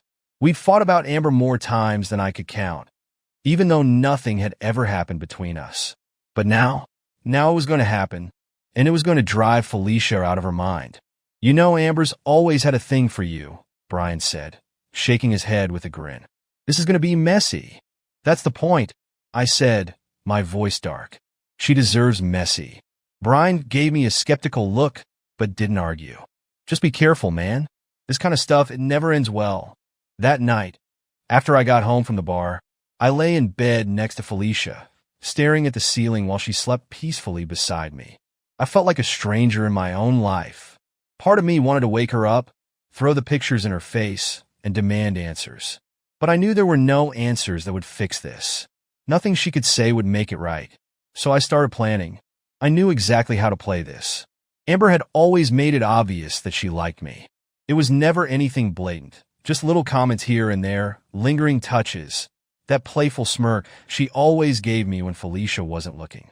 Felicia hated it, and I'd always shut Amber down out of respect for my marriage. But now I was done playing the good guy. I pulled out my phone and opened Amber's contact. For a moment, I hesitated. This wasn't me. I wasn't the kind of person who used people to settle scores. But Felicia had made me this way. She had turned me into someone I didn't recognize. And if that's who I had to be to make her feel the way I did, so be it. I typed out a message. Hey, it's been a while. We should catch up sometime. I stared at the screen for a second, my thumb hovering over the send button. Then, without giving myself time to think, I hit send. The message delivered instantly. I knew Amber would respond.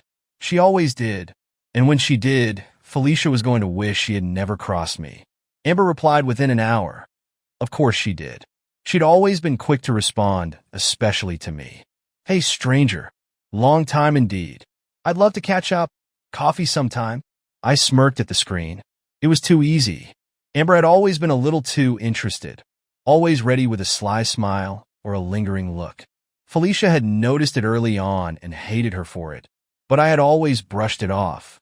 Now, I was about to dive headfirst into exactly what Felicia had feared all along. We met at a cozy little coffee shop downtown, the kind of place with exposed brick walls and overpriced lattes. I spotted Amber before she saw me.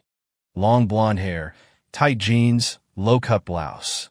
She wasn't subtle, not by a long shot. "Caleb," she called out, her face lighting up as I walked over. She gave me a hug that lasted just a second too long, her perfume filling my nose, sweet with a hint of musk. "Amber," I said, smiling. "You look amazing." She laughed, brushing her hair back behind her ear. "Stop it. You haven't changed a bit." The conversation flowed easily. I kept it light, steering it toward old memories and shared jokes. Amber had a way of leaning in just a little too close, touching my arm at every opportunity. I let her. In fact, I started giving as good as I got, complimenting her laugh, her smile, the way she hadn't lost that spark. She soaked it up, every word. We stayed for over an hour, and by the time we left, the spark I had lit was more like a small fire. Amber gave me one last hug before heading off, her lips brushing my cheek as she whispered, "We should do this again soon."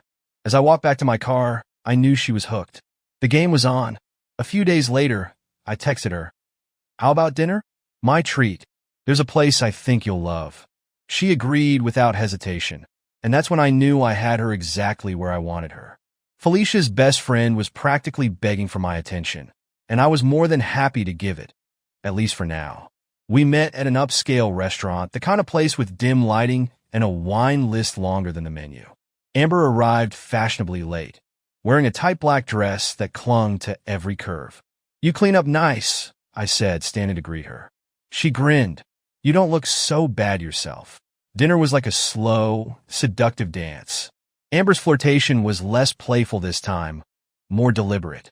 She leaned in close when she talked, her hand brushing mine as she reached for her wine glass. I didn't pull away.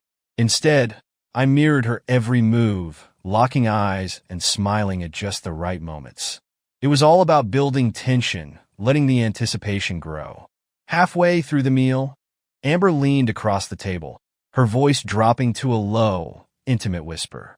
"You know, Caleb, I've always had a thing for you." I pretended to be surprised. "Really? I had no idea." "Oh, come on," she teased, her eyes sparkling. "You must have known. I mean, Felicia never appreciated you the way she should have. I always thought she took you for granted." I took a slow sip of my wine, letting her words hang in the air. "You might be right about that." Amber smiled, her hand slipping over mine. "I mean it, Caleb. You're amazing. Any woman would be lucky to have you."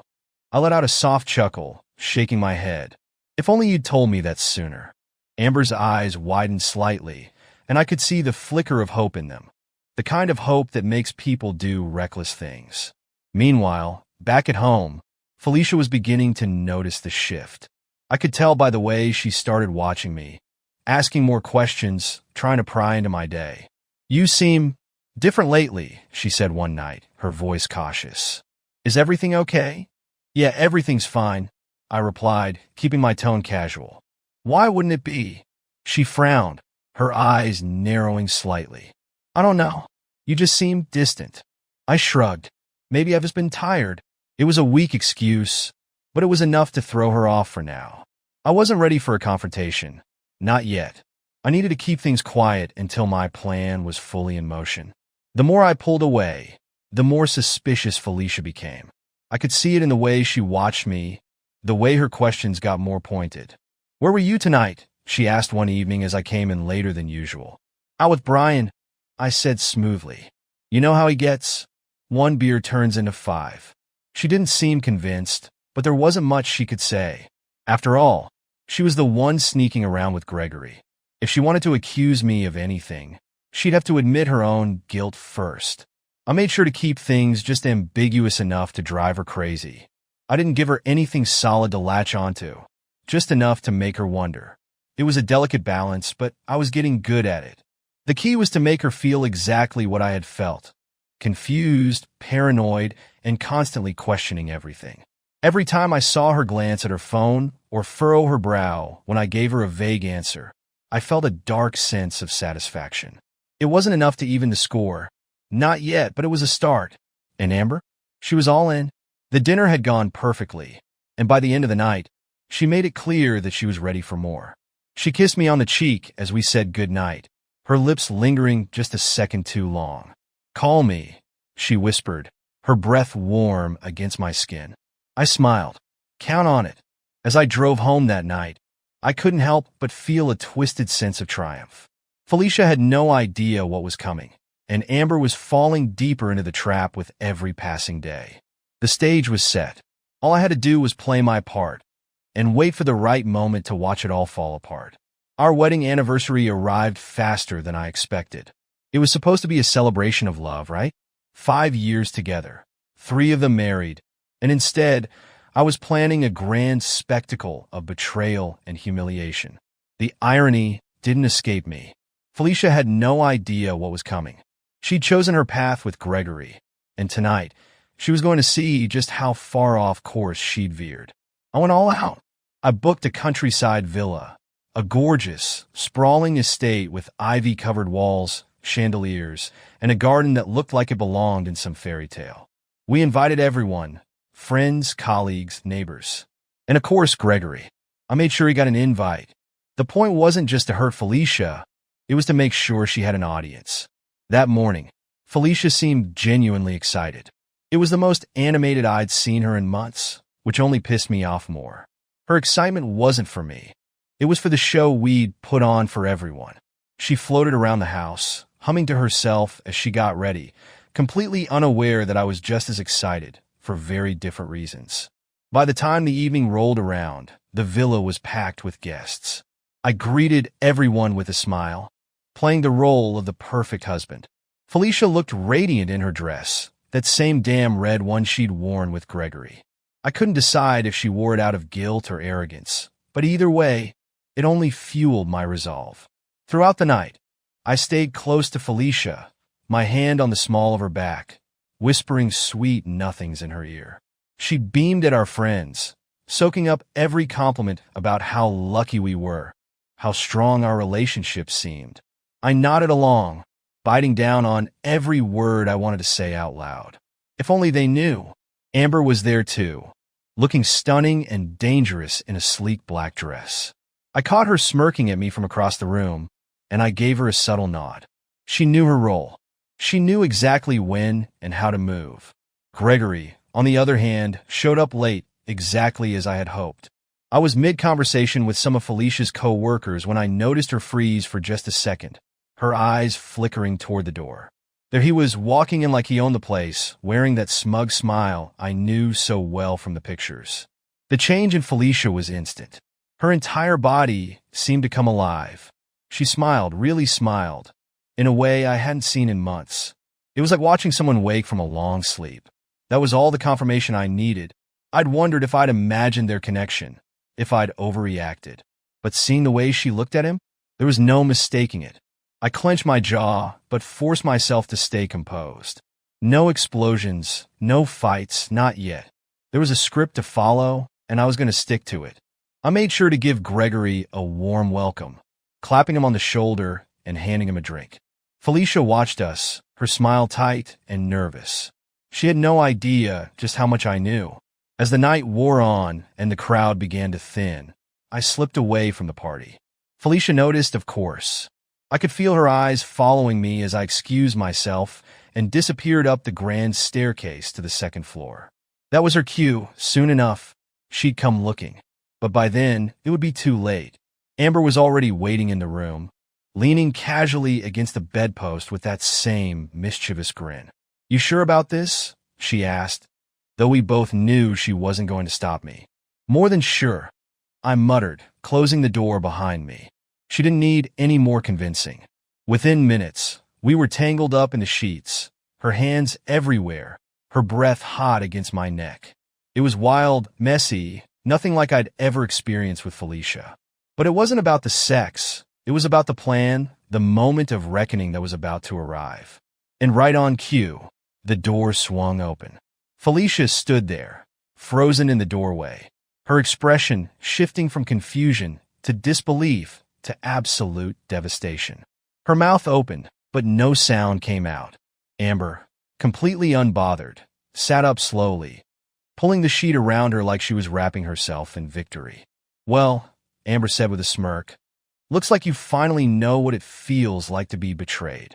I watched Felicia, waiting for the explosion, but she didn't yell, didn't cry. She just stood there, her face pale, her knuckles white as she clutched the doorknob. I could see the gears turning in her head, the realization dawning that not only had I caught her cheating, but I'd taken it a step further, humiliating her in front of the person she hated most. "You," she finally whispered, her voice shaky. "You son of a bitch." I sat up, completely calm, and gave her the same smile she'd given me so many times before when she thought I didn't know. "Now we're even, Felicia." She stared at me, her chest heaving with rage and betrayal. And for the first time in months, I felt something close to peace. This was the moment I'd been waiting for. The moment when she'd finally understand what it felt like to have your world ripped out from under you. Downstairs, I could hear the party continuing, oblivious to the chaos unfolding upstairs. But I knew it wouldn't stay quiet for long. Felicia would run back down, and soon enough, everyone would know. Whispers would spread, and the humiliation would set in, just like it had for me when I found those photos. Felicia backed away from the doorway, her eyes never leaving mine. "You're disgusting," she spat, her voice venomous. I shrugged, utterly unfazed. Takes one to know one. And just like that, she was gone, slamming the door behind her. Amber chuckled softly beside me, lighting a cigarette as if this were the most normal thing in the world. "That was fun," she said, blowing a plume of smoke toward the ceiling. I didn't respond. I just lay back on the bed, staring at the ceiling, listening to the distant sounds of laughter and music from downstairs. The plan had gone perfectly. I got my revenge. But as I lay there, the victory felt hollow. The satisfaction I thought I'd feel didn't come. Instead, there was just this empty space where my anger had been. I'd won the game, sure. But what had I really gained? Nothing. Absolutely nothing. Felicia stood frozen in the doorway, her eyes wide, lips parted slightly like she was struggling to draw breath. I could see it in her face. The disbelief, the betrayal, the sick realization that her lies had come crashing down. She wanted to scream, maybe cry, but no sound came out. She looked at me, then at Amber, her mind racing to piece together the nightmare unfolding in front of her. Amber, still perfectly composed, slid off the bed without a care in the world. She moved slowly, savoring every second of Felicia's agony, and draped a silk robe over herself like she'd won some kind of victory. "Well," Amber said, her voice cold and dripping with satisfaction, "now you know how it feels to lose trust." Felicia's face crumpled, and for a second, I thought she might collapse right there in the doorway. But she didn't. Instead, she glared at Amber with a hatred so fierce it was almost palpable. You're disgusting," she whispered, her voice cracking. Amber just laughed, a cruel, sharp sound that echoed through the room. "Don't act so surprised, Felicia. We both know you had this coming." Felicia's knuckles turned white on the doorframe. For a moment, I thought she might lunge at Amber, but instead, she spun on her heel and stormed out, slamming the door behind her. The sound reverberated through the house, and I knew it was only a matter of time before the whispers started downstairs. Amber sat on the edge of the bed, lighting another cigarette with that same smug grin. Well, that went better than I expected. I stayed silent, lying back on the pillows, my mind oddly blank. The satisfaction I'd anticipated wasn't there. I'd imagined this moment for weeks, the perfect revenge, the sweet taste of payback. But instead, all I felt was empty. It didn't take long for the fallout to begin. I heard the murmur of voices rising from downstairs, hushed conversations turning into full-blown whispers. The first ripple had hit the water. Someone must have spotted Felicia fleeing from the room, her face pale, her eyes wild. And in a crowd like this, secrets didn't stay hidden for long. Amber leaned over and smirked. You know, it's only a matter of time before everyone knows the full story, right? I nodded. That was part of the plan. After all, Felicia wasn't just going to lose me. She was going to lose everything. Her friends, her dignity, her carefully curated social image.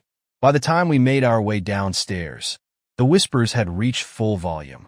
People glanced our way, some with curiosity, others with amusement. It wasn't long before the truth spread like wildfire. Felicia's affair with Gregory, my revenge with Amber. It was all out in the open now, and there was no way to put the pieces back together. Amber, ever the drama queen, wasted no time making her move. As soon as Felicia reappeared, still disheveled and red-eyed, Amber stepped forward, all smiles. "Felicia," she said sweetly, though the venom in her tone was unmistakable. "I think it's time we clear the air, don't you?" Felicia glared at her, jaw clenched tight. "You're not doing this here." "Oh, but I think I am." Amber's smile widened. "You betrayed me. You betrayed Caleb. Hell, you betrayed yourself. And everyone here deserves to know the kind of person you really are." The crowd around us went dead silent.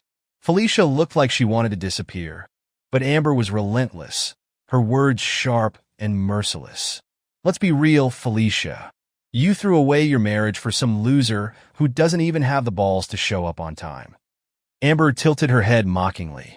"What was the plan? Were you going to keep sneaking around with Gregory until Caleb caught on? Or did you think you'd get away with it forever?"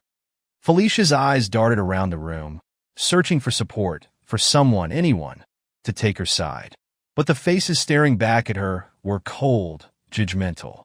No one was on her side now. She was utterly alone.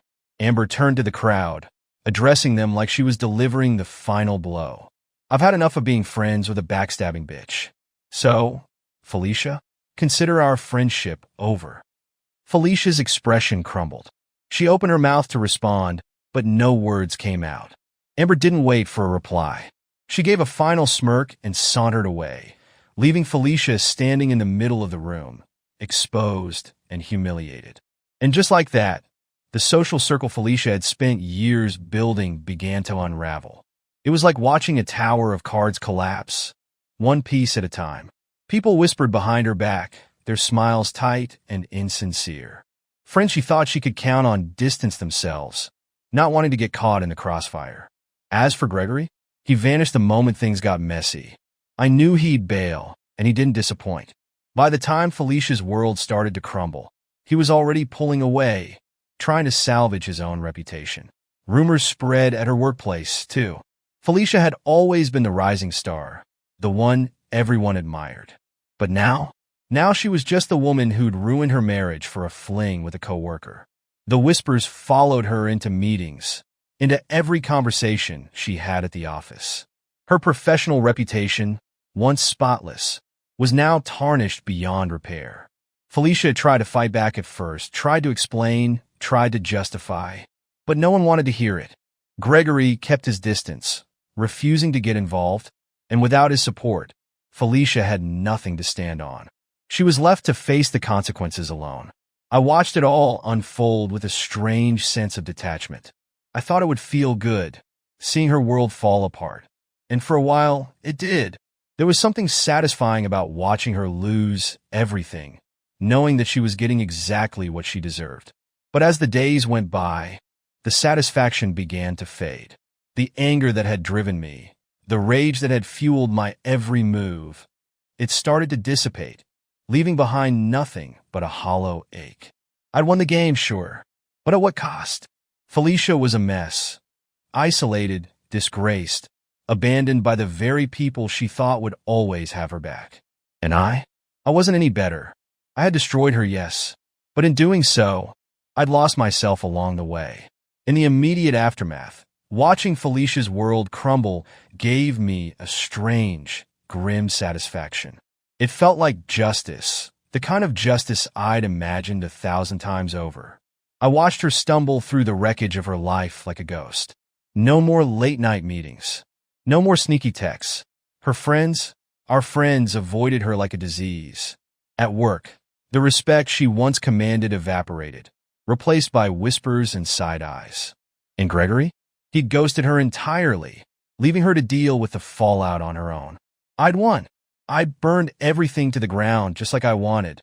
For the first few days, I felt triumphant. Every time I saw her walking around the house, empty-eyed, defeated, I told myself she deserved it. When I heard her sobbing quietly in the bathroom at night, I reminded myself of those photos, of the texts from Gregory, of every lie she fed me with a smile on her face. I didn't comfort her. I didn't feel sorry for her. I felt justified. But as the days passed, that sense of victory began to fade, replaced by something else. At first, I couldn't place it, but it gnawed at me like a dull ache. I found myself sitting in the quiet of the house, thinking about what we used to have back when things were good, or at least when I thought they were. It was like a movie reel playing in my head. Lazy mornings in bed, her laughter filling the room. Those early dates where everything felt exciting and new. The memory of the way she used to look at me like I was the only person in the world kept resurfacing, and no matter how hard I tried to push those memories down, they bubbled back up, uninvited and unwelcome. One night, Brian called. He was my biggest cheerleader throughout the whole mess, always reminding me that Felicia got what she deserved. "Let's hit the bar," he said. "One more night to celebrate." "You earned it, man." I went, hoping the noise and the drinks would drown out the emptiness creeping in. The bar was loud, packed with people laughing and shouting over the music. Brian slapped me on the back, ordering shots like we were celebrating a promotion, not the end of my marriage. "To freedom," he shouted, raising his glass. "To being done with that cheating bitch." I forced a smile and clinked glasses with him, throwing back the shot. The alcohol burned, but it didn't bring the relief I'd hoped for. The victory felt hollow, the celebration meaningless. Brian kept talking, but his words blurred together in the background. I just sat there, nursing my drink, feeling more disconnected than ever. At some point, Brian leaned in, grinning. "What's wrong, man? You should be on top of the world right now." I shrugged, swirling the whiskey in my glass. "I don't know, Brian. It doesn't feel the way I thought it would." Brian gave me a puzzled look. "You won, Caleb. You got your revenge. You're free now." Free. The word felt foreign in my mind. Sure, Felicia was out of my life, her betrayal exposed, her reputation in ruins. But instead of feeling free, I felt lost. Somewhere along the way, in all the anger and scheming, I'd lost more than just her. I'd lost myself. After another drink, I excused myself and headed home, leaving Brian at the bar. I drove through the dark streets in silence, feeling like a stranger in my own life. The house felt eerily quiet when I walked in. Too quiet. I kicked off my shoes, grabbed a beer from the fridge, and sat down in the living room, surrounded by the ghosts of our past. I found myself scrolling through old photos, vacations, birthdays, random candid shots from nights in. There was one of us from our first anniversary, sitting on a beach, smiling like idiots. I remembered how happy I felt that day, convinced that she was the person I'd spend the rest of my life with. I'd believed in us, in love, in the future we were supposed to build together. Now I wasn't sure I believed in any of it. I stared at the photos, feeling the weight of everything I'd lost. Not just Felicia, but the version of myself that existed before all of this. The man who believed in love, who thought trust was unbreakable, who wanted nothing more than to make his wife happy. That man was gone, and in his place was someone I didn't recognize. Someone bitter, hollow, and tired. The silence of the house wrapped around me, heavy and suffocating.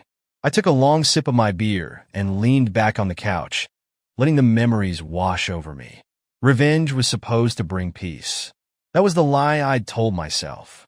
If I could make her feel the way I'd felt, betrayed, humiliated, then everything would be okay. But the truth was, revenge hadn't healed anything. It had just replaced one kind of pain with another, deeper kind. Felicia was gone, her life in ruins. But instead of feeling victorious, I felt empty. I sat there for what felt like hours, lost in the flickering glow of the TV I'd left on mute.